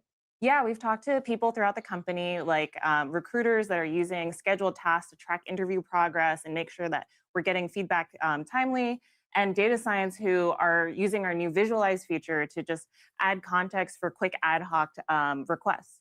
But I think the finances experience was one of the ones that was most compelling to us. Yeah, I'm excited to show it to you guys. So finance may not seem like the flashiest demo we could be leading this off with, but ChatGPT work has really enabled us to run with such lean and efficient teams. And we wanted to show you guys a little bit of a peek behind the curtain at how we've been able to do that.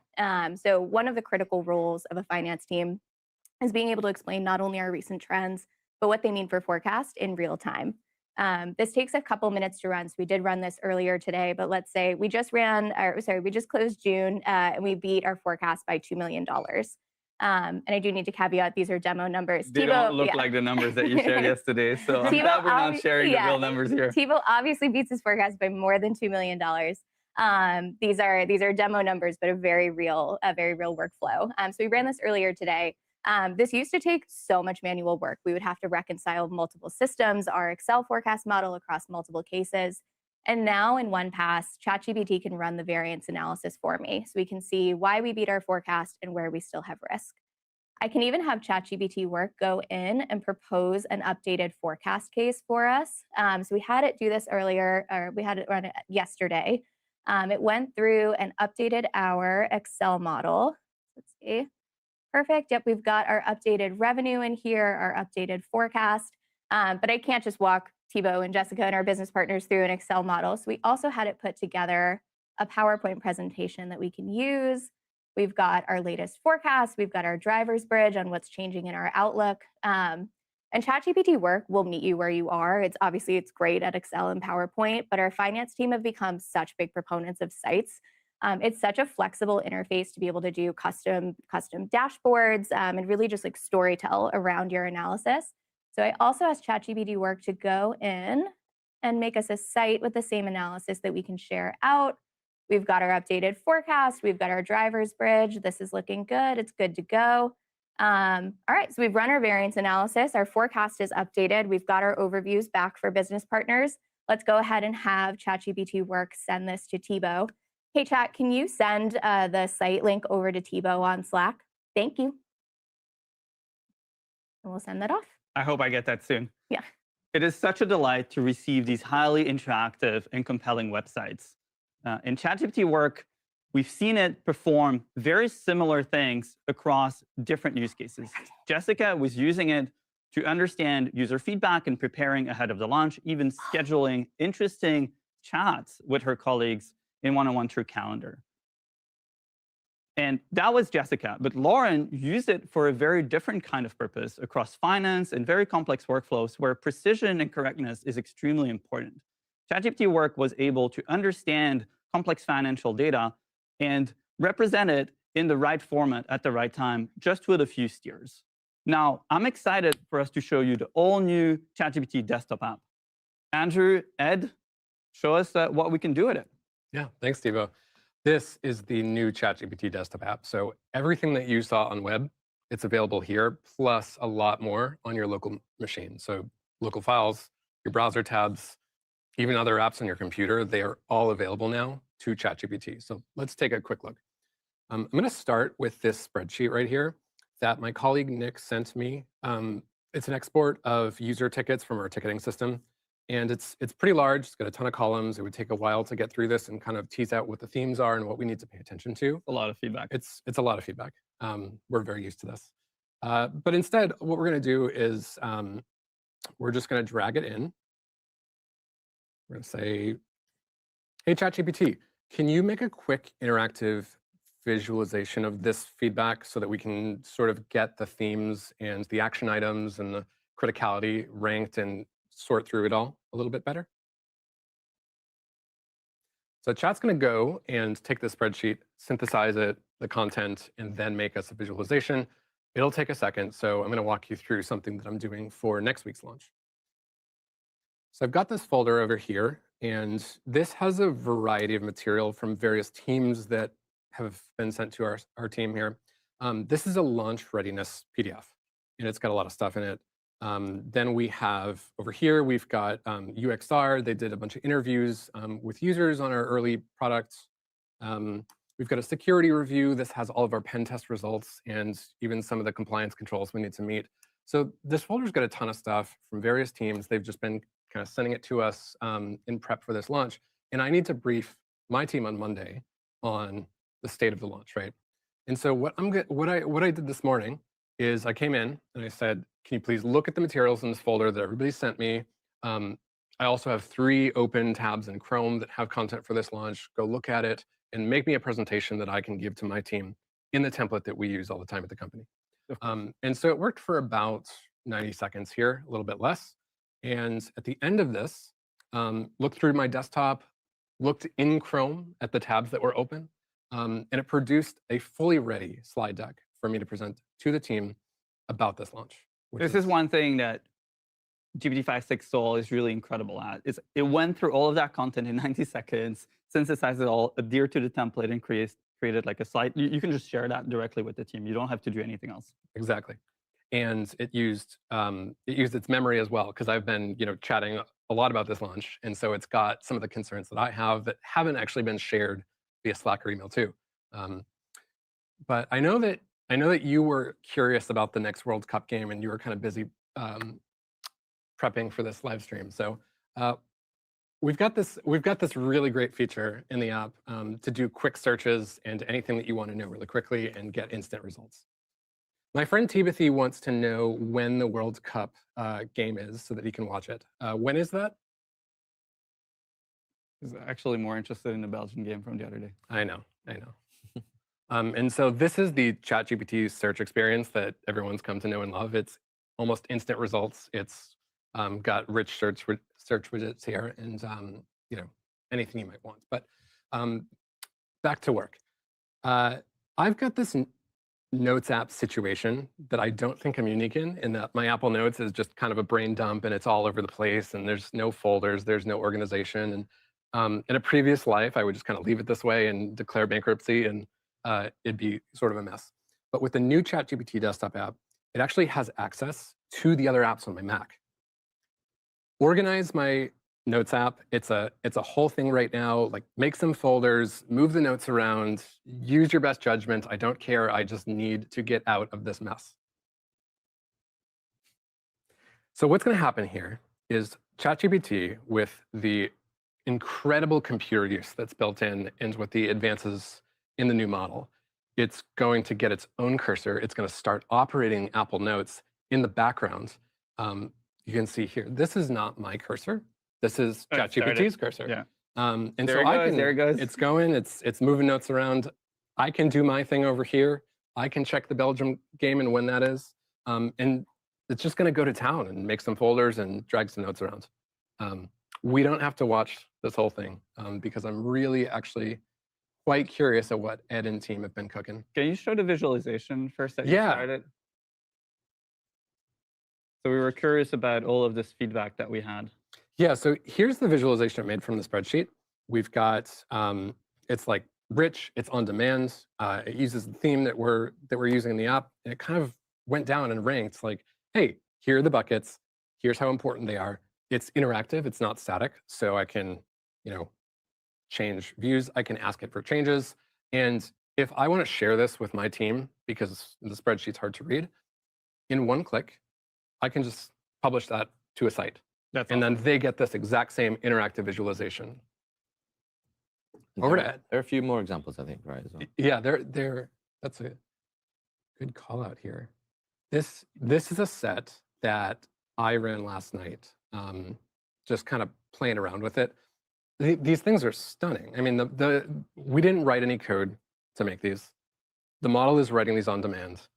The 3D ones are incredibly immersive, interactive. It just uses it as part of its answer, so it can sort of like modulate like whether it answers in text or answers just like with a little visual like on the fly. Yeah, you can ask explicitly for a chart or visualization, or sometimes if you ask to get educated, if you're like, hey, teach me about how this thing works, it'll come back with this interactive demo. Or if you say, help me sort through my inbox, it might even give you like a rich widget that shows you the messages and stuff. It's awesome.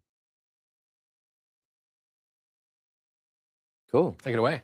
Hi, my name's Ed. I'm a designer on the team. And I want to show you a little bit about how I use it and the team uses it in our day-to-day. So, you walk through an example of creating assets for a launch using files on your computer. I've done the same thing here, except I've used our new sites feature. So one thing I really want to highlight here is I kicked this prompt off this morning, and it's looked through all of my connectors and plugins that we talked about earlier. I've connected my Slack, my Gmail, everything that I use every day. And it's gone through all of those sources, and it's come back and turned it into this like super rich interactive website that I can go in. And the reason I want to show, one big reason I want to show this is just because, this is just one prompt kicked off, and the visuals are really incredible. I mean, the new 5.6 Sol model. Did you give it a Figma for this? No Figma. This was all just the model. Yeah. And as a designer, there are like little things you look out for, like small motion, right? The typography, the 3D motion and all that kind of thing. And it's always best when you give it a little bit of guidance and you bring it along, but it's really outstanding out of the box. And again, this is just like a really fun way that teams have used to use this feature across the company. But we're on a live stream. We want to make it a little bit more exciting. So why don't I annotate this and let's change this header to something a little bit more fun. I think we saw some of the 3D visualizations that you showed, and I think the 3D stuff is super fun and interactive. So hi ChatGPT, let's change this website. So instead of having the static hero at the top with these planets spinning around, let's do an interactive game. So I want to have like a little character that I can walk around with, and based on where I go, that will then take me to different parts of the live stream prep. So there might be like launches and the run of show. Yeah, it might take a little bit of time, but really go ahead and start that. So while that's kicked off, I just want to show you a few other great examples. Lauren mentioned that their team use a lot of these for like dashboards and internal tools. That's definitely something that we've seen a lot. And you can see a lot of different examples from across the company here. A few just to call out. So the web team, the OpenAI.com team who build all of our amazing websites, they, instead of using like an Excel spreadsheet, they use this interactive tool where they can update it all collaboratively. They can share it with each other. And you can just hop in, you can see what's launched and when it launched, hover over. It's like so interactive. And it's again, so much nicer to look at rather than a spreadsheet. This just really illustrates it super well. Yeah, and it's really been, night and day. Literally 3 months ago, spreadsheet, today, these like, it's really like transformed the way that the whole company works. This is another great example. This is the ChatGPT images team. So they've been collecting great examples of how ChatGPT images have been used across all of our campaigns around the world. And when building sites as well and any kind of front-end stuff, we now have access to ChatGPT images as well. And it just also, makes the whole experience like so much better. As a designer, this is one thing that I quite like to do a lot. So as part of the new launch, so you're not looking at, ChatGPT or the ChatGPT desktop here. You're looking at an interactive prototype that one of the designers on the team, Tarek, built. And I've been working with him on. And it's a new way of prototyping our new model selector.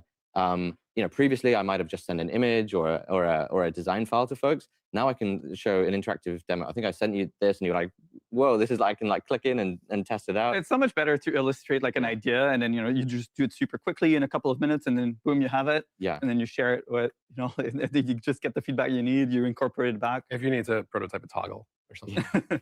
Yeah, and the design team and like all teams across OpenAI really, our work has changed so much, and it's really been facilitated by these new models. And this is finally a bit of a fun one. So, in the AI community, a good test of kind of how good a model is at front end is this this test where you kind of see if it can draw a pelican riding a tricycle in an SVG.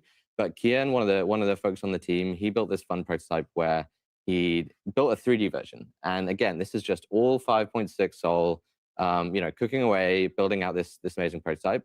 And the really cool thing about sites, they're collaborative, you can share them. And he shared this with people across the company, and they've kind of added their own features. So, it can ride a pony, it can ride all sorts of crazy things. It can ride another pelican. So this is a light-hearted example, but just like as a creative, it's just like so amazing how much it's expanded things. So I kicked off that prompt this morning. So I'm just showing another example here of an output. Oh, that's what we just. The live stream. Yeah, this was. So I kicked the same prompt off just before we started. And again, you can just see just how amazing it is out of the box. So it's the same website. But now you can kind of go through, and it's a bit more interactive and fun. But really just demonstrates that just in a few prompts now, kind of anyone can really build anything. It's really about raising the level of ambition that you have, right? Totally. Thanks so much, Ed. Thanks so much, Andrew. Everything you saw here was really made possible for Jessica, Lauren across finance, getting help to schedule interviews, understanding things in the stress of a launch. And then here, just getting help to think ambitiously and execute it on it really fast. All of that is made possible thanks to the model. And I'm here joined by Katie and Tejal to talk a little bit more about the research, which I'm tremendously excited about. And one thing really also to insist on is like, it's not about taste, not just about front end. This model is our most capable coding model, and it's also incredible at cyber, which we're going to talk about as well. Cool. I'm Katie. I'm a researcher at OpenAI, and it's pretty crazy to think that we've been here just for a year since the Codex launch. I think we were like precisely almost like literally a year right ago here. Yeah. Hey, I'm Tejal. I'm also a researcher, and we're all so excited to share more about how we trained GPT 5.6. It's truly been a labor of love from our whole team across OpenAI. In 2024, we announced the reasoning paradigm, which was a reinforcement learning technique to tackle the hardest tasks. And since then, we've been scaling both reinforcement learning and pre-training, and we've seen exponential improvements in model capabilities as these two multiplied together. And GPT 5.6 is the latest result of all of our research progress to date. The 5.6 family brings these frontier capabilities to you. Sol is our most powerful model for the hardest agentic workflows. Terra is a faster model for everyday workflows, and Luna is our fastest and most affordable model for high-volume work. Already, Sol has been transforming our research program. As one example, 5.6 Sol actually autonomously post-trained Luna. This is the actual Codex prompt that a researcher on our team used to have Sol kick off a post-training job for Luna. You can see here that it's like asking to find the training configs, find the right GPUs for the job, and then launch the script and make sure that it works. It's a really short prompt. Yeah, it's pretty crazy that we've gotten far enough where you can have a fairly underspecified prompt and then just give it to Codex and then just have it go and run the job. And previously, this is something that a team of senior researchers may have worked on at OpenAI, and now it really feels like the automated researcher is pretty close. This isn't the only place we've seen internal acceleration. We're also seeing an increase in the number of pull requests per researcher, the number of experiments researchers can run so we can test our ideas and turn them into research findings. And actually, Codex made every plot in this live stream and also helped us make the slide deck. So thank you, 5.6. Across Frontier Evals, 5.6 Sol is state of the art. And this is something we're really excited for you to finally experience and see the speed up that we've already experienced internally. On Terminal Bench, which is a test of coding performance, the model is state of the art. On Browse Comp, which is an evaluation that sees if the model can locate hard to find information. And the same with Agents Last Exam, which is long horizon professional work.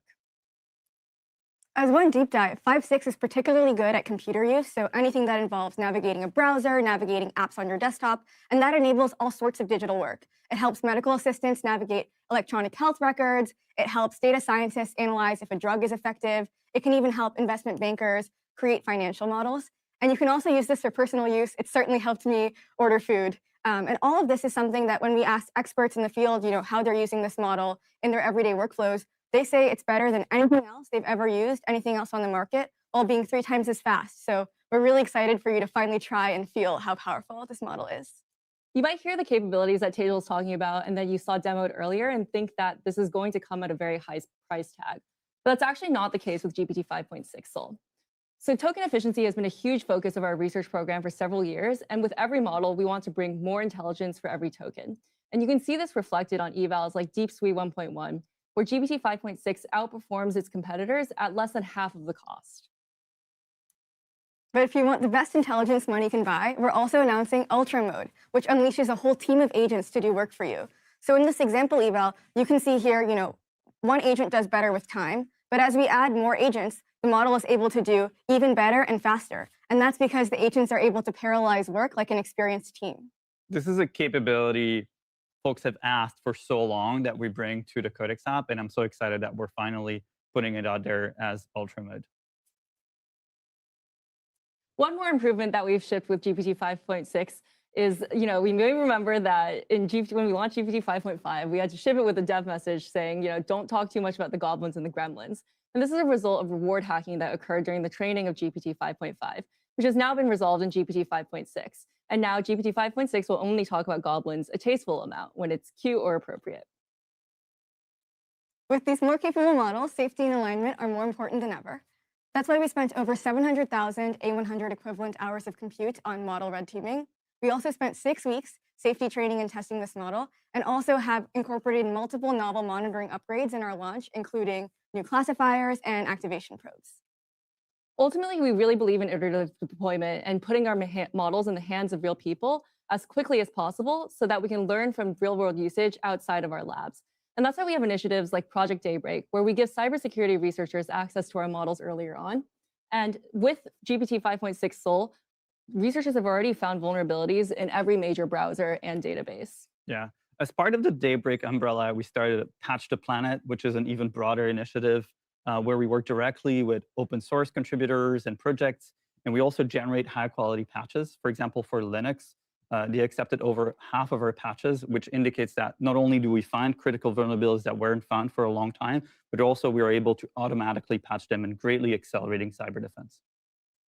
We're very proud of this model. We hope it helps you as much as it's helped us, and we're excited to see all that you build with 5.6 Sol. Thank you for sharing about the research and the model.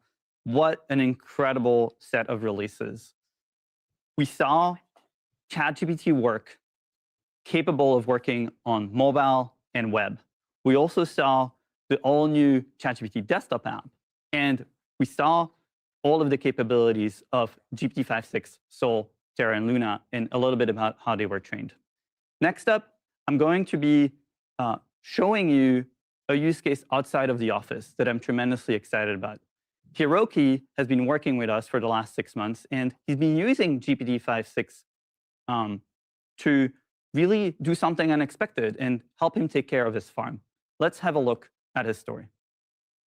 今ブロッコリー畑にいるんだけど、畑の中でどこからどこまで作業したかが分からなくなるから、それを境界をデジタル上で分かるようにする仕組みを作りたいです。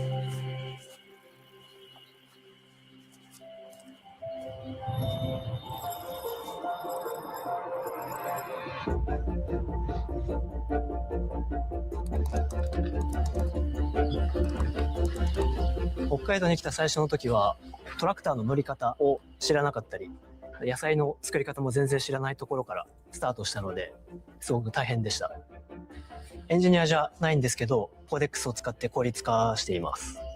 ビニールハウスの側面の換気をするためにビニールを巻き上げるっていう作業をずっと手でやってたんですね。そういったものをコーデックスを使って電動モーターを入れて自動化するっていう取り組みをすることができました。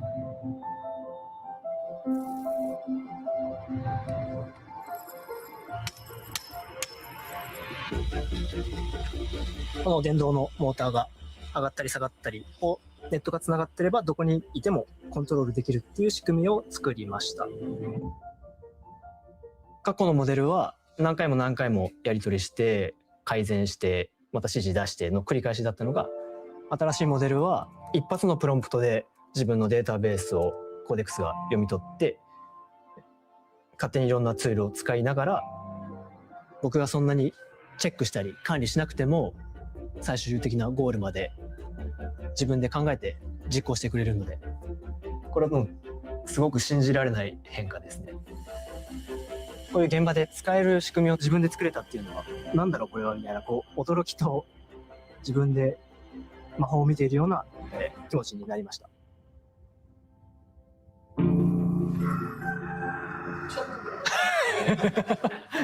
コケコッコーって鳴いてうるさくて取材が進まないです。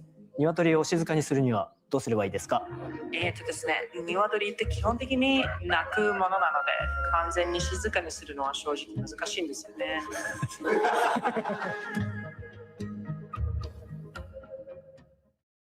Hiroki, thank you so much for being here with us and traveling all the way from Hokkaido. I'm going to be using ChatGPT to live translate. Hey chat, I'm here with Hiroki-san, a dear and esteemed friend who traveled all the way from Japan. I want you to act as my live translator. He's going to speak Japanese, live translate to English to me, and I'm going to be speaking English, live translate back to Japanese. Got it. I'll do real-time Japanese, English, both ways. Yeah. Whenever I want you to act Hiroki-san as my starts, real-time translator, okay? understood. Starting live translation now. Hiroki-san, transport us back to your farm to share the magic. ひろきさん、あの魔法のような体験を共有するために、あなたの農場へ私たちを連れて行ってください。今日はサンフランシスコまで招待してくれて本当にありがとうございます。 Thank you 自 so 分がこの much 場にい for ることが inviting 本当 me に信 all じ the られ way ない to San Francisco today. 今 I honestly 私 can't たちの believe 農場 I'm で here は right now. ブロッコリーの種まきから Right トラ now クタ at ー our で畑を farm, 耕してブロッコリーを収穫する we're まで sowing broccoli いろんな作業 seeds, が同時 tilling に the fields 進ん with でいます。 tractors, ちょうど来週か harvesting らブロッコリー broccoli, の収穫 and が始 many まるの other で tasks all happening この at ライブが終わっ once. たら We'll 日本 start に帰 harvesting 国する予定 broccoli です。 next week. So once this live event is 少ない over, 人数で大 I'll き be な heading back to Japan. 面積 With の just a 畑をや small っているの team, で we're 効率化 managing して a いくことが very すごく large 大事 area で of fields. その時にチャット GPT So の improving 力を efficiency 借 is りながら really important. 畑の仕事を進めてい To ます。 do that, we're making use of ChatGPT to help us with our farm work. That's how we're moving things forward. Yes. You've really shared all of this from the very beginning. Why did you do あ that? な And た what は were 本 some 当 of the に最初 reactions? からこのすべてを共有してきましたよね。なぜそうしようと思ったんですか？そしてどんな反応がありましたか？その AI をどう使っていけばいいかってまだ正解がはっきりしていないことがたくさんあると思うんです。だか AI らをどう使っていく自分がかっていうところはまだまだ正解がわからないことがたくさんある As と for 思 how っ to ています。 use AI, その there are 中 still で many things where どうやっ we て don't have clear answers yet. Given that, the question is how we, まだ正解がわからないのでアウ since トプッ we トをしていく still こ don't と know が the right 大事だ answers yet, と思ってます。 I think it's important to just keep putting things out there. What were some of the things that people shared with you? みんながあなたと共有してくれたことって具体的にはどんなことがありましたか？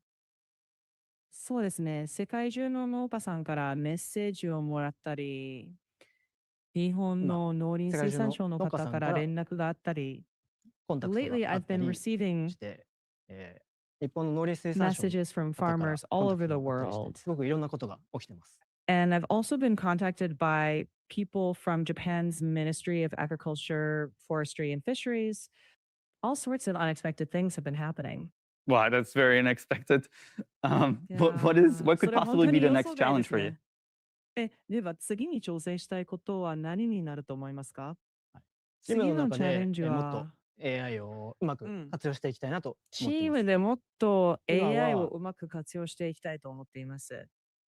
チームの今はグループチャットの中で AI を入れていて、チームの日々のグループチャッ記録やトに野菜の状態などを AI を導入し AI て、が日々の Chat, 記 can 録 you や translate 野 that to 菜の Japanese 状 for me? 態など、今の部分を日本語にしますね。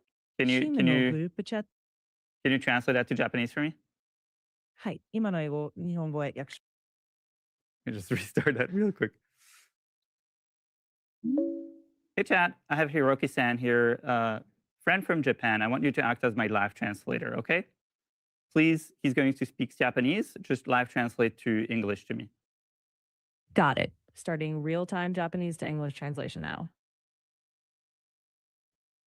今はチームの中でもっと AI をうまく使っていきたいと Well, 思ってま within the す。 team, I want us to make better use of 今 AI. チームのチャットの中で日々の記録を Right now, we're 記録した using り、野 our 菜の team どうな chat っている to か共有できたり record our するよ daily うにnotes しています。 and share チームメンバー updates がもっ on と how 快 the 適に仕事を vegetables で are きるよう doing. に仕組みを作って We're いて、 trying そ to の build 仕組みを systems チャッ so ト that GPT が our 支え team てくれるよ members うなイメ can ージで work more す。 comfortably, with the idea that ChatGPT will support those systems. What you've been doing has been very advanced. What would you advise some non-technical people? Like, how can they get started? あなたがこれまでやってきたことはかなり高度な取り組みですよね。では、技術に詳しくない人たちはどのように始めたらいいと思いますか？まず小さく試していくことが大事だと思ってます。 First of all, I 私 think it's もも important と to もと just エンジ start ニアでは small. ありませんでした。 I wasn't an engineer その中 myself. で、一つ一つ分かんないことをチャット GPT So に by 聞きながら tackling each thing I didn't 農 understand 場の and 中で使え asking る仕 ChatGPT 組みを about it, 作れるようになってきてます。 I gradually 今自 learned 分で how は to 信じられ build ないことが systems that I can 作れ use る on よう my にできる farm. ようになってきているので、 Now I'm able to 小さく create 試して and do 作 things ってい that く I っていう never ことが thought 大事だと思いま possible. す。 So I believe that starting small and building step by step is really important. Thank you so much, Hirogi-san, for sharing your Thank you so journey much. with us and being live here today. Everything you just saw and the advice from Hiroki is profound. It is about taking small steps and raising the level of ambition you have in order to have ChatGPT work, get things done for you. What you saw and all of the product updates and the models are rolling out over the next 24 hours. Soul will be available for all our paid plans, together with ChatGPT Work, the desktop app, and sites as well. The ChatGPT desktop app is also available for free users. Soul is available for all our paid plans, and Terra and Luna for free users, rolling out over the course of the next day. Thank you so much for tuning in. I can't wait to see what you do with it. Okay, my mind is blown. Legitimately, my mind is blown. I know that Anthropic has a lot of things. The problem is that you burn through tokens so much, and I just think that this is very well connected through everything they do. This is what I'm going to do. I am going to get the 5x level and see how good it is. I'm going to show you. Let's look at this together. Give me a sec. I want to show you what I was talking to ChatGPT about. So I legitimately asked it, what computer ecosystem do you prefer to work on for coding, search, and building files for the end user, Apple or Windows, with chipsets? Apple ecosystem is the sweet spot. My actual preference, coding Apple wins for me. Goes through why, homebrew, all that stuff. Search, Apple Slight Edge. Building files for the end user, Apple still wins. Where Windows is better, PC gaming, CUDA, etc., etc. Chipset preference, M4 Pro, M4 Max power user. I'm going to have it go through and see. Let's ask it a very specific question. How much of a difference is there between the M4, M4 Max,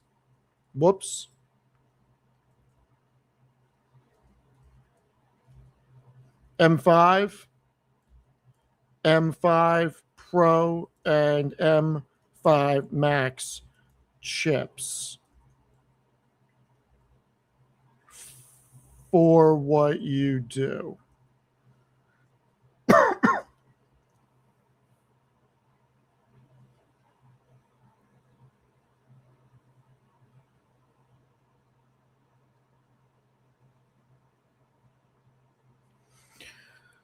All right.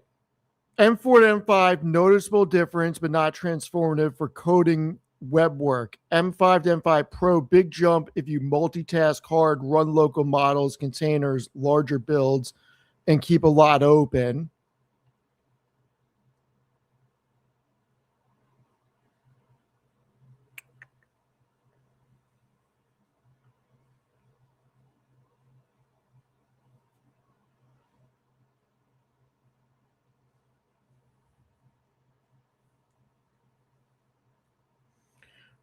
Okay.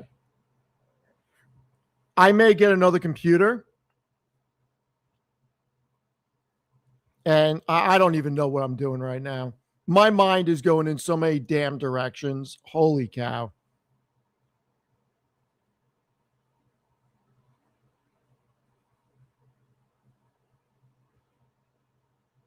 Looks like I need an M5 Pro chip, is what I need. Looks like I need an M5 Pro chip because I gave it my site nowflation.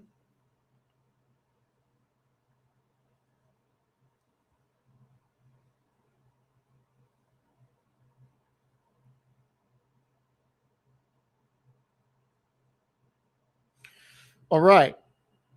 Let's look at where we're going in the market. Let's see how good of a day we're having. SanDisk trying to get back to 2,000. I like it. Micron over 1,000. AMD 547. Broadcom breaking out. SoFi doing good. The Oracle 145. CoreWeave is over 90. I like it a lot. Meta breaking out 612. Zeta around 22. You got to like it. This is a good day, ladies and gentlemen. We're having a good day. Oh, my God. NVIDIA can't get green. Microsoft can't get green. Google. Look at oil. Oh, everybody was shook. Everybody was shook. Except for me. Except for Stevie Boy. All right, let's look at the stock combine. Let's see where everybody is in the draft of stocks. Still the same, but I'm catching up, ladies and gentlemen. I'm coming back with a vengeance. CoreWeave is going to get back. I'm excited. I'm very excited. Whew. Woo, woo, woo.